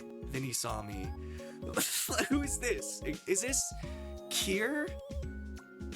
Maybe? Wait. What was, Juan, let me save. I haven't saved throughout this whole game.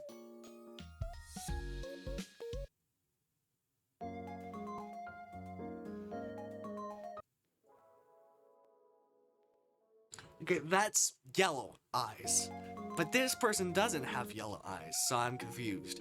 Alright, his handsome face broke into a smile, and his midnight blue eyes seemed to shimmer under the soft cafe lighting.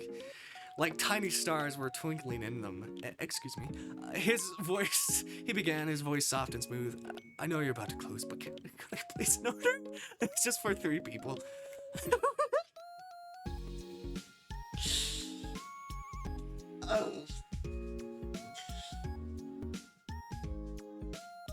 I think that's just so fun. Also Sam is just gone, not knowing any of this is happening. So let me take a break. God damn. I'll be right back.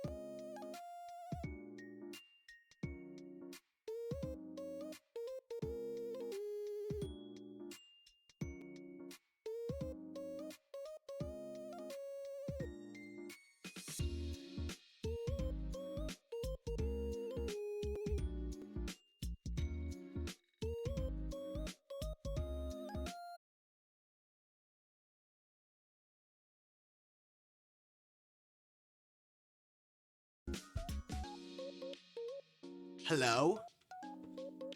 Hello? I'm sorry, don't know what the fuck happened. I tried to come back. I tried to come back. I think it's back normally. Alright, good.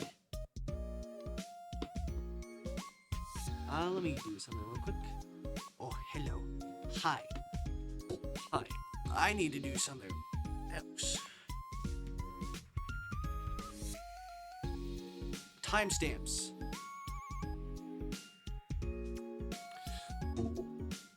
So I don't have to do it later. There we go. God damn, sorry. Not sure why it closed on its own, but it did. Alright. I blinked momentarily, stunned by how familiar his voice sounded, and clicked too quickly and my stomach flipped. No way, this couldn't be happening. Of course, I managed to say, trying to keep my voice steady, what can I get for you?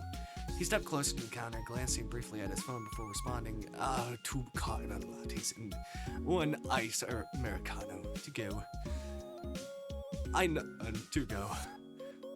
I just forgot my Keithan voice.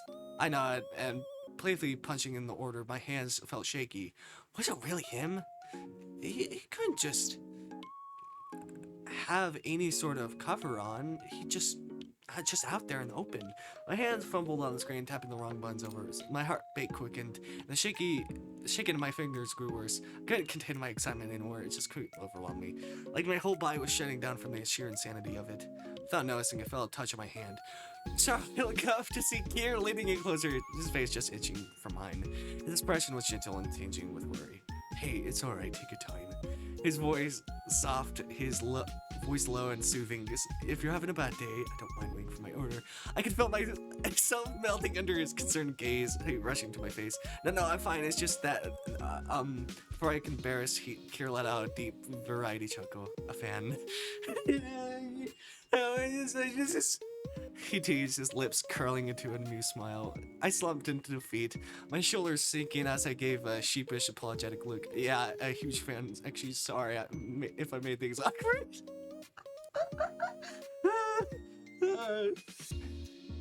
For a second, his eyes widened in surprise, and I caught a faintish blush creep onto his cheeks. Oh yeah, what if Keithan doesn't actually know about that, and he's just like, wait, he's the biggest fan of... A big fan of me? I cut the faintest blush onto his cheeks. His glance away, clearing his throat. I could see a flicker of a smile on his lips. It's no issue.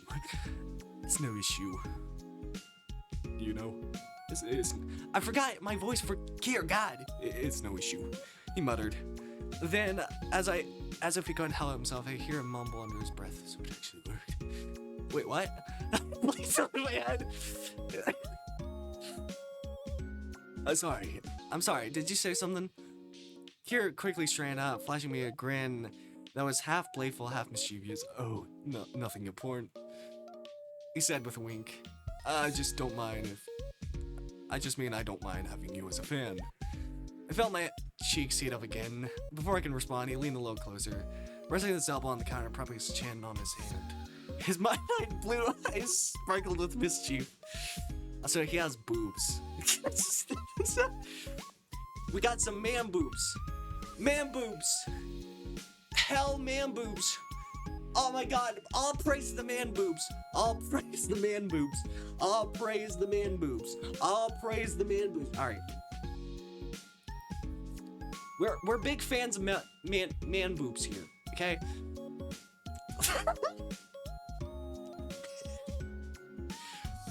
We're a pro male boob channel. Alright. His midnight blue eyes sparkle with mischief. But you know. He continued, his tone turning playful. If you're such a big fan, doesn't that mean I deserve some special treatment? Maybe smile. Even my order on the house. I blinked, taken aback by his sudden boldness. Wait, what? He chuckled in, leaned back slightly, but still watching me with a teasing grin. Relax, I'm kidding. Mostly, unless you want to spoil me. I groaned, trying to cover my burning face with my hands. Kier laughed. The sound rich and warm, and I couldn't help but peek through my fingers. His expression softened, the playfulness still there but gentler now. His voice dropping a little. Thanks for not causing a scene. Kier said, leaning casually against the counter as I wiped it down. The cafe was quiet now. The fan hummed the machines and the soft rustling of the closing routine. His voice was low, calm, and laced with warmth. I appreciate being treated like everyone else. Yeah, it's just like, I don't like treating celebrities as just like celebrities, like treating them as people. If you're a dick, I'm gonna call you out. You're a dick. If you're nice and you're a celebrity, you're just gonna be treated like everyone else who is nice. That's just it. You don't get special treatment. Just because you're popular.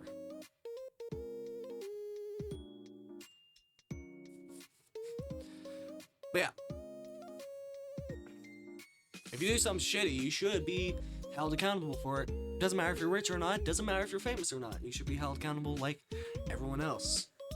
Same, sentencing.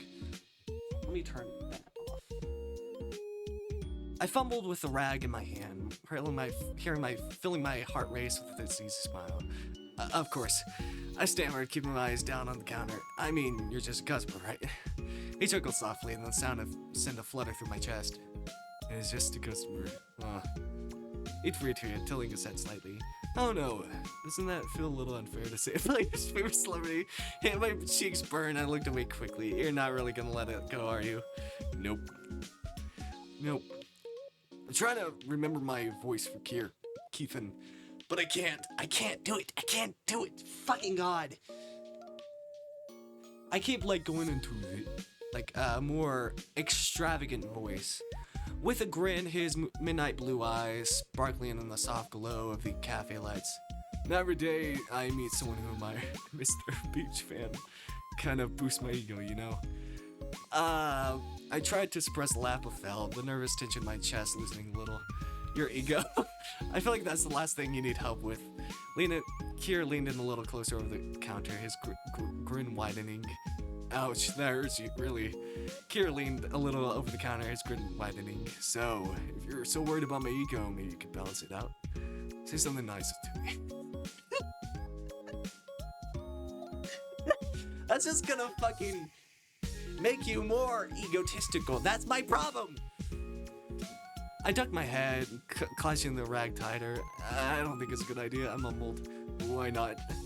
He teased, his tone light but persistent. Come on, I won't hold it against you, promise.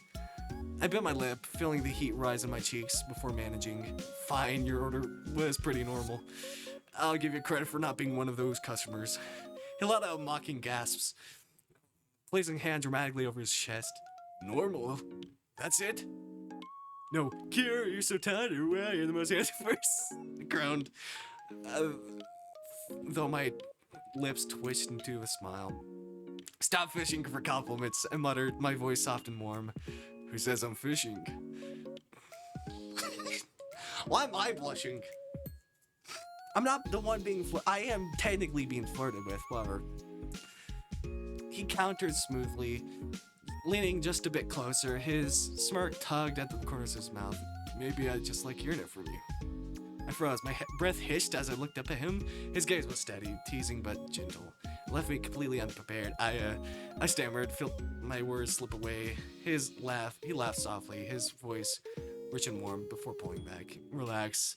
His voice, tone softening. I'm just messing with you. It's been a long day, and honestly, this is the most fun I've had in hours. Okay, great. You love torturing me. That's it. Yeah.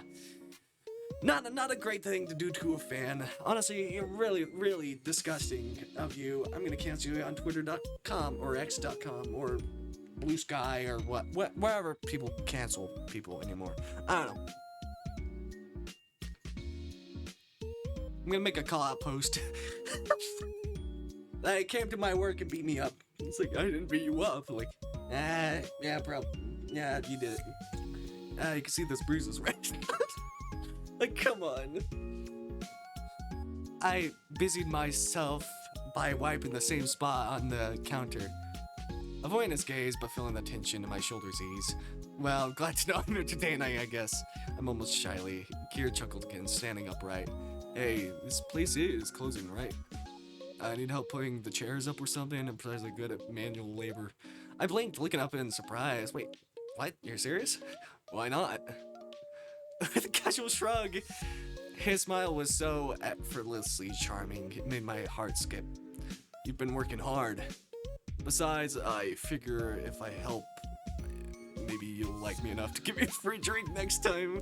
I shook my head, laying out a small laugh. You're unbelievable. This is Keithan.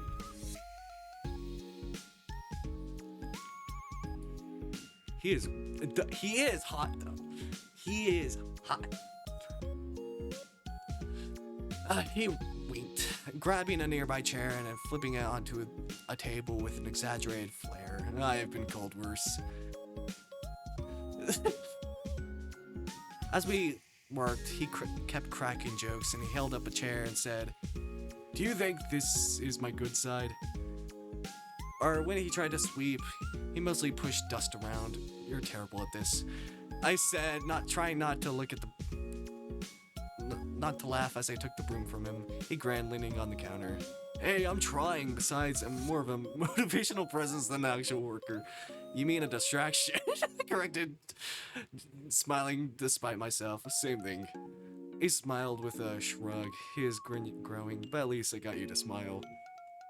Ooh, he took off his jacket and stuff.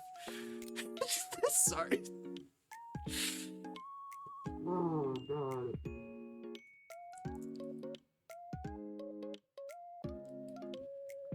Yeah, the man boobs. God, the man boobs. Gotta appreciate yourself some good man boobs. Alright. Before doing anything else, he took off his jacket and placed it away on a chair. Kier grabbed a chair and flipped it onto the table with effortless ease. I watched him nervously, clutching the rag in my hands as I wiped down the counter the third time. You really don't have to help, you know. I mumbled, glancing up at him. He smirked, brushing imaginary dust off his shoulder. What kind of person would I be if I just stood here while you did all the work? Besides, I'm curious, how do cafes close up? Is this some kind of secret ritual? I blinked, caught off guard. Not really, we just clean up and lock up. I said quietly, my voice trailing off. Kara leaned on the table he just cleared, tilting his head to look at me. I was just like, I gotta take a picture with you to shove it in the face of that goddamn Sam. Oh, that's boring. I was hoping something more dramatic. Like chanting over the espresso machine or making sacrifices to the coffee gods. Nervous giggle escaped me before I could stop it. No sacrifices, just lots of cleaning. Cleaning. He grabbed another chair. The glamorous side of cafe life.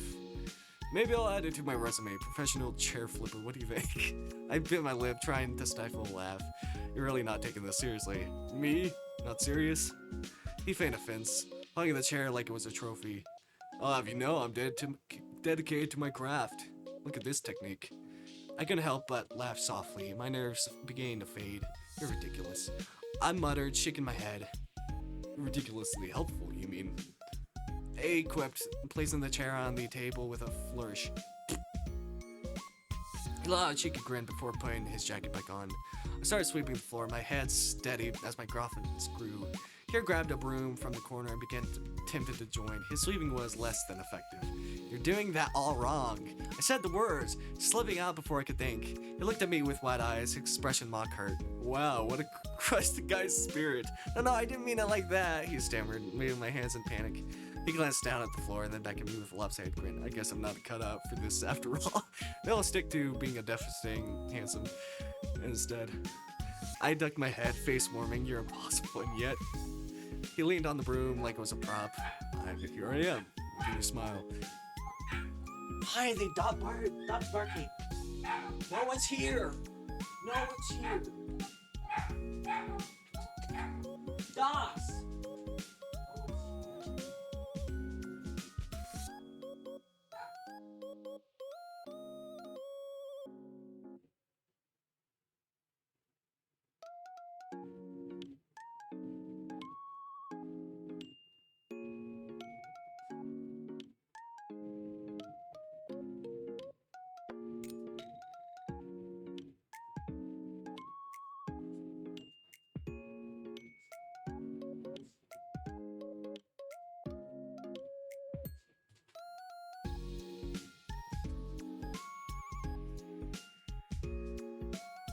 But yeah, I feel like you should bring questions. Why is he here? Like, obviously he's probably ordering coffee for his, bandmates and stuff. Oh, he's here. He here of all places. Oh yeah, maybe this is, if it's a K-pop band, maybe it's South Korean stuff. I don't know. Here I am, making you smile. Which, by the way, looks pretty cute on you. Oh, stop it. I froze, my heart skipping a beat before ducking my head again to hide my growing smile. "You're just saying that. Am I?" His voice was softer now. It's still playful, but I like seeing you happy. I picked up at him, my nerves easing as his smile turned warm and genuine. "Well, thanks, I guess." I said, my tone softer now too. "No problem." He replies, sweeping badly before laughing. "Do I pass the audition? Can I join the team?" The fuck was that? I don't know. Whatever. I giggled, shaking my head. "Not a chance. You're more work than help." Ouch. He clutched his chest dramatically. "That's gold. But hey, if putting up with me means I get to see that smile again, I'd say it's worth it." I could roll my eyes before, but I couldn't stop a laugh bubbling up. "Fine. You're not completely useless. Happy, yet very." Very. Grinning as he propped the broom against the wall. "See, I knew I'd win you over." As we finished closing up, Kier kept cracking jokes. I found myself laughing more easily with every quip.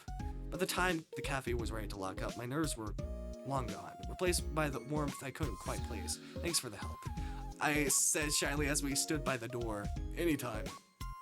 Kier replied, his tone playful but sincere. "I hope we can meet again. And next time, maybe I'll learn that employee discount." I laughed, shaking my head. "Don't push your luck." He winked. "Worth a shot." He grabbed a takeout cup and took a sip, his eyes lighting up as he let out a satisfying cone. "Looks like I'll be coming back here often." His voice warm and teasing, then with a cheeky grin he added, "Coffee's delish. Especially when it's made by King of Shut up!" My cheeks immediately flared up. I nearly dropped the rag in my hand. "Hey!" I stammered, my voice squeaking slightly. Kier let out a loud laugh, the sound rich and unrestrained. It was so different from the polished public image that I found myself staring for a moment. Caught my gaze and tilted his head slightly, the gaze softening into something more genuine. "Thanks again." His tone now quieter, sincere. It made my day after a pretty stressful one. Before I could respond, he opened the front door and I stepped out into the cold evening air. With one last wave, he was gone, leaving me standing there, frozen in place, my heart racing. As soon as the door shut, I let out a strange squeal, dropping to the floor and covering my mouth with my hands. My legs gave out as the realization hit me. I just met Kier. Sam wasn't lying. When he said he was nothing like his so-called cold-look moon prince persona, he wasn't distant or intimidating. He was casual, playful, and flirty. I groaned, my cheeks burning all over again at the memory of his teasing grin. How was I supposed to process this? My brain felt like it was short-circuiting. I buried my hands in my face, muffled another scream. Finally, I forced myself to stand. My legs still wobbly as I moved to finish the last few touches before officially closing the shop. The cafe was eerily quiet, but my thoughts were anything but calm. So many things happened today. Oh my god. Oh my god. I met my old childhood friend, and Kier. I whispered to myself, leaning on the counter for support. My heart still hadn't slowed down. I'm gonna burst. As I wiped the last table and turned off the lights, I couldn't help but smile despite... Fuck was that noise? Despite my frazzled nerves. Kier's laugh echoed in my mind, and his parting words played over and over again. Looks like he'll be coming back here often. The thought sent another rush of warmth to my cheeks. Yeah, will he actually be doing that and stuff? Who knows? If this was how the day ended, I wasn't sure I was ready for what tomorrow might bring. That awful feeling was gone now. I don't feel like no one was following me home. Kier point of view. Oh, we have Kier point of view. Sorry, I love this game. I love this game now. All right. Content warning.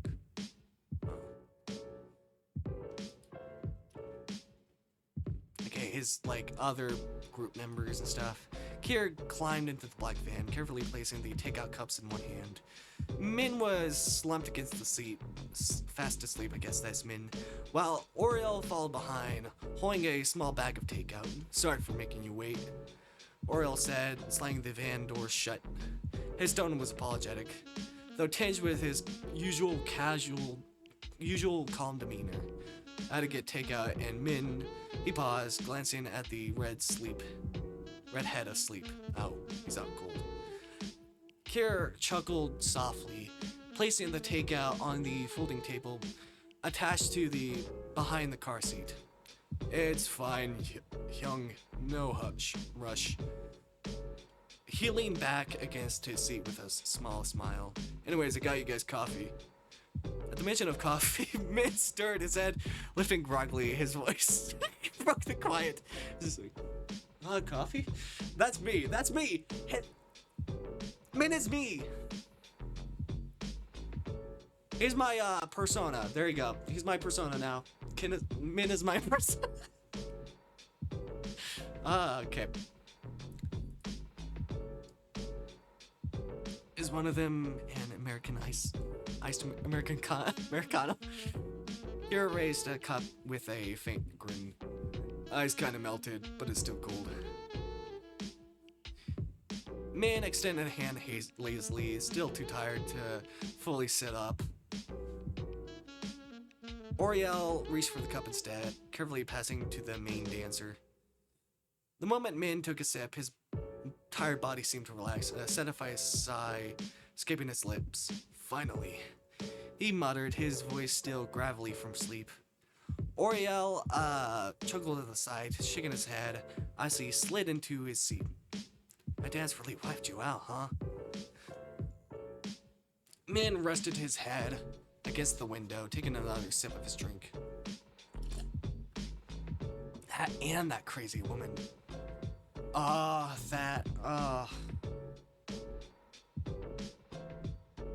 Hey, I can kill them.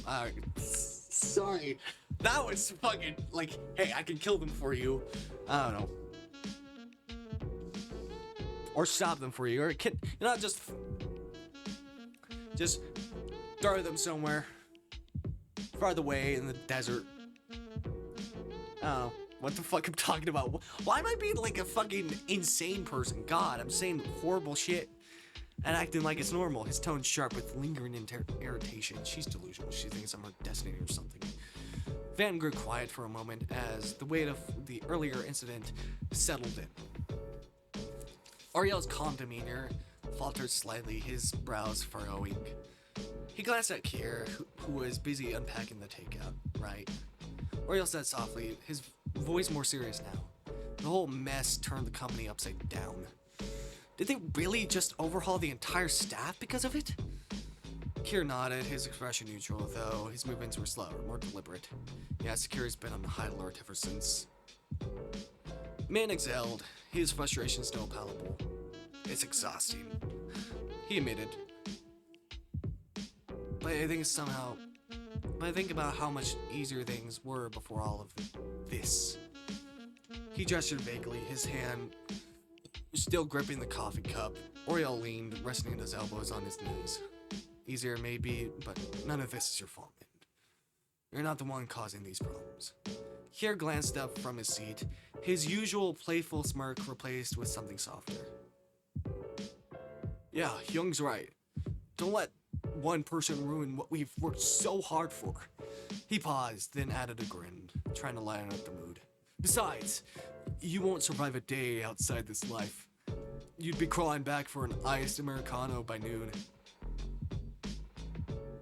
Man scoffed. The corner of his lips twitched upwards.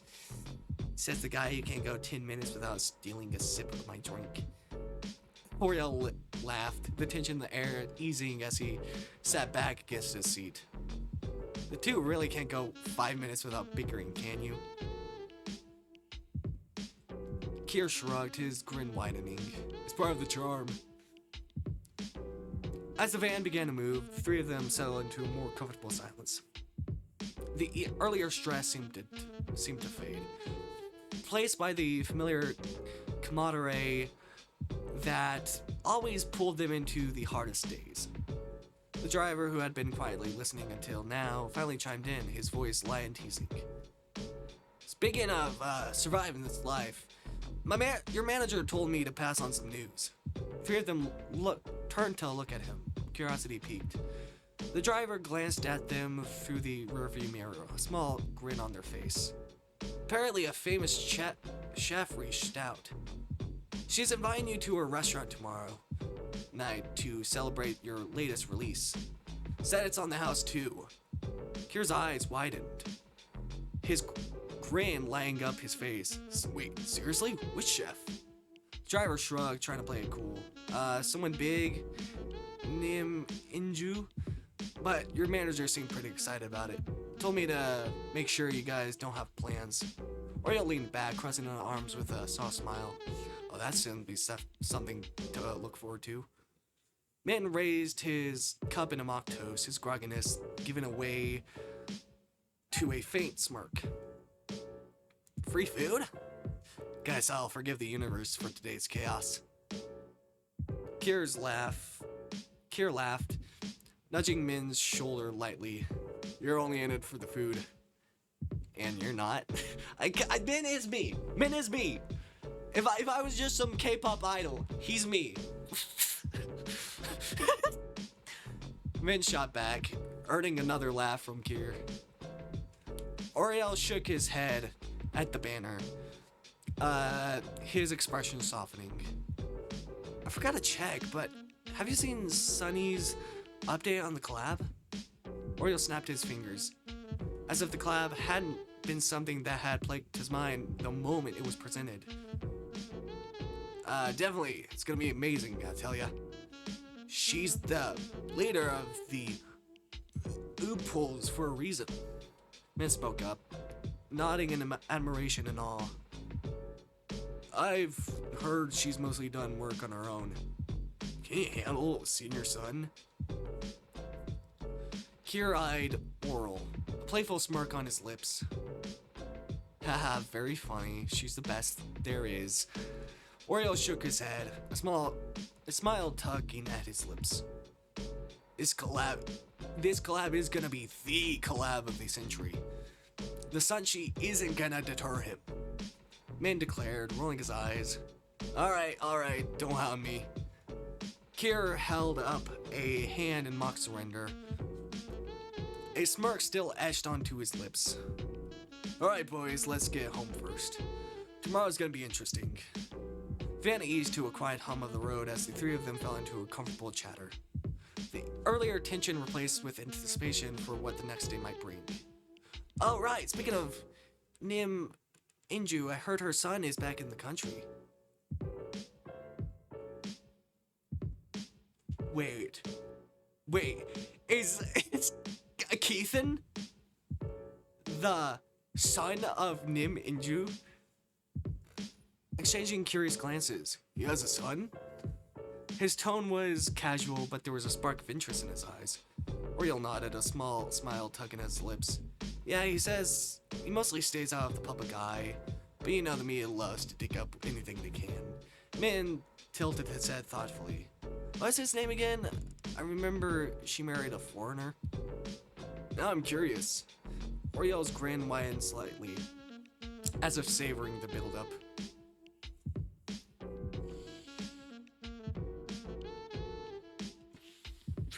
I think it was Keithan Nim Cats or something like that.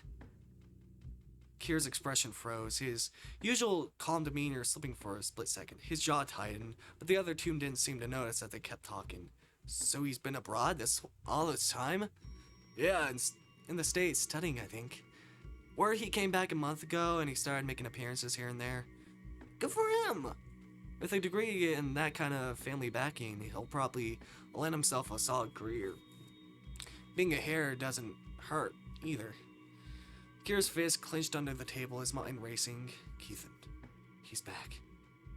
Wait, he's not? Keithan? He's not Keithan? The name echoed in his hands, stirring emotions he thought he buried a long time ago. Anger, frustration. How could he not see this coming? After years of searching, years of waiting, he took a slow breath, his thoughts darkening. He won't let Keithan take them away from me again. Oh, I thought they were both the same people. I thought they were both the same people.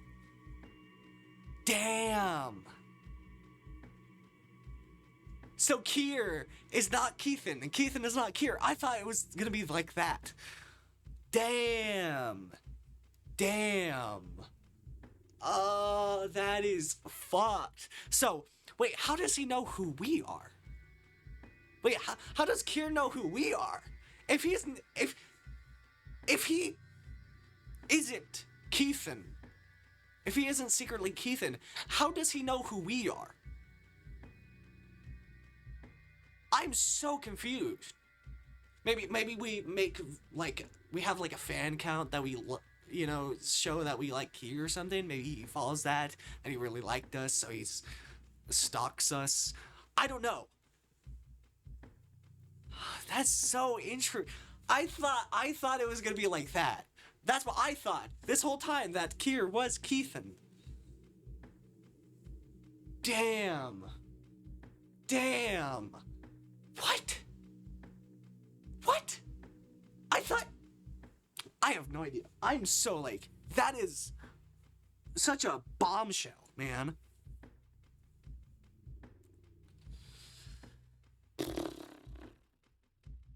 That is a bombshell of fucking wow. That's a plot twist for me. I won't let Keithan take them from me again.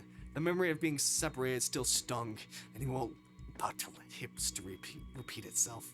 Whatever it took, whatever it cost, he won't let anyone stay in his way. Sudden jolt rocked the van, causing Kier to almost spill his coffee. The abrupt motion startled Min and Oriel. Whoa, careful! He slightly leaned, steadying Kier's cup before it tipped over. Man, you good? You almost lost that. Kier forced a smile, his voice calm and clipped. Okay, so they're not the same person, so I shouldn't do the same voice. Okay. I'm fine. I don't know what. I'm fine. Oriel and Min exchanged a glance that didn't press further, returning to their conversation. Kier leaned back, gripping his cup tightly. It doesn't matter what it takes. His gaze hardened as the thought settled deep in his chest. A cold, unrelenting truth. I'll protect what's mine. No, I'll claim what's mine. Oh God, the eyes. Oh. Oh, that's it? Damn. Damn. I've read all the warnings. Oh, God. Oh. Snoo. So who broke in? I guess that would be Kier, right? Keep quiet about it. I didn't want to hassle too much, blah, blah, blah. I should have. I really haven't thought about it like that. You should. It's not cafe.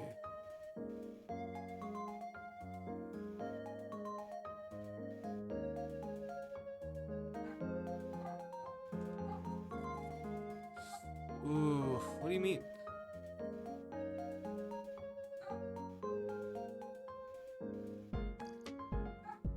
Thanks for looking out, really. You probably should have saved us from a lot of trouble. Okay.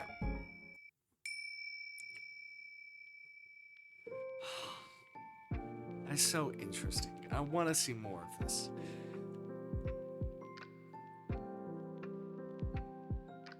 But yeah, what if we just don't? So let me get this straight. You're really not gonna tell me who your bias is? I cross my arms, trying to keep a cool facade. No, some things are better left a mystery. Sam smirked, leaning closer with mischief in her eyes. So, I see what's happening here. You're just shy. It's Kier, isn't it? Because if it wasn't, you would have said it by now. I felt my cheeks flush, but I refused to give her the satisfaction. Not even close. Liar! She said, her wide grin spraying across her face.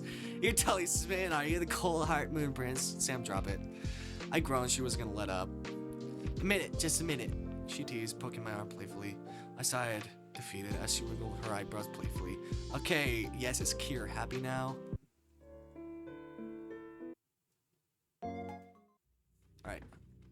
So Kier is following us, I guess.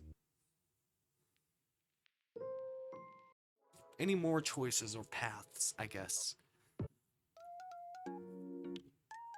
So there's Keithan. Don't tease him. You know, his tone teasing but lighter now. You're way too good at shutting me down. I'm starting to think you enjoy it. He glanced over my shoulder, raising an eyebrow. Maybe I do. Keith gasped, clutching at his chest in mock offense. Betrayed by my own favorite barista. How will I ever recover? I rolled my eyes, but I couldn't help the smile tugging at my lips. If you keep this up, I might put extra foam in your drink just to mess with you. His laugh echoed warmly in the quiet cafe. Go ahead. Let's just pretend it's artisanal. I shook my head again, focusing on the task at hand. Keithan had his way of making the most mundane interactions feel lighthearted, like a small spark of joy that lingered long after he left. He chuckled and gave me a wink. Thanks for tolerating my nonsense, you're the best. Yeah, replied, waving off with a grin. Just don't cause any more trouble, yeah? No promises. He said with a laugh, stepping away from the counter before I cleared my throat. Okay. Sitting down.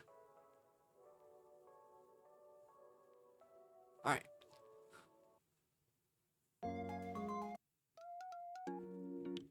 There's Kier. So the Yandere person for the whole thing. So he's in love with you. But how does he know us? That's my question. I guess.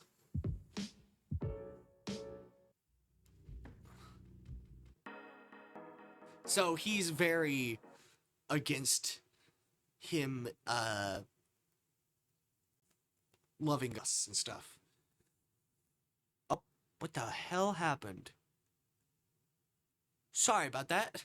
Alright, I'm gonna end stream. We'll stream later. And I'll see you later. Bye. We're back in stream.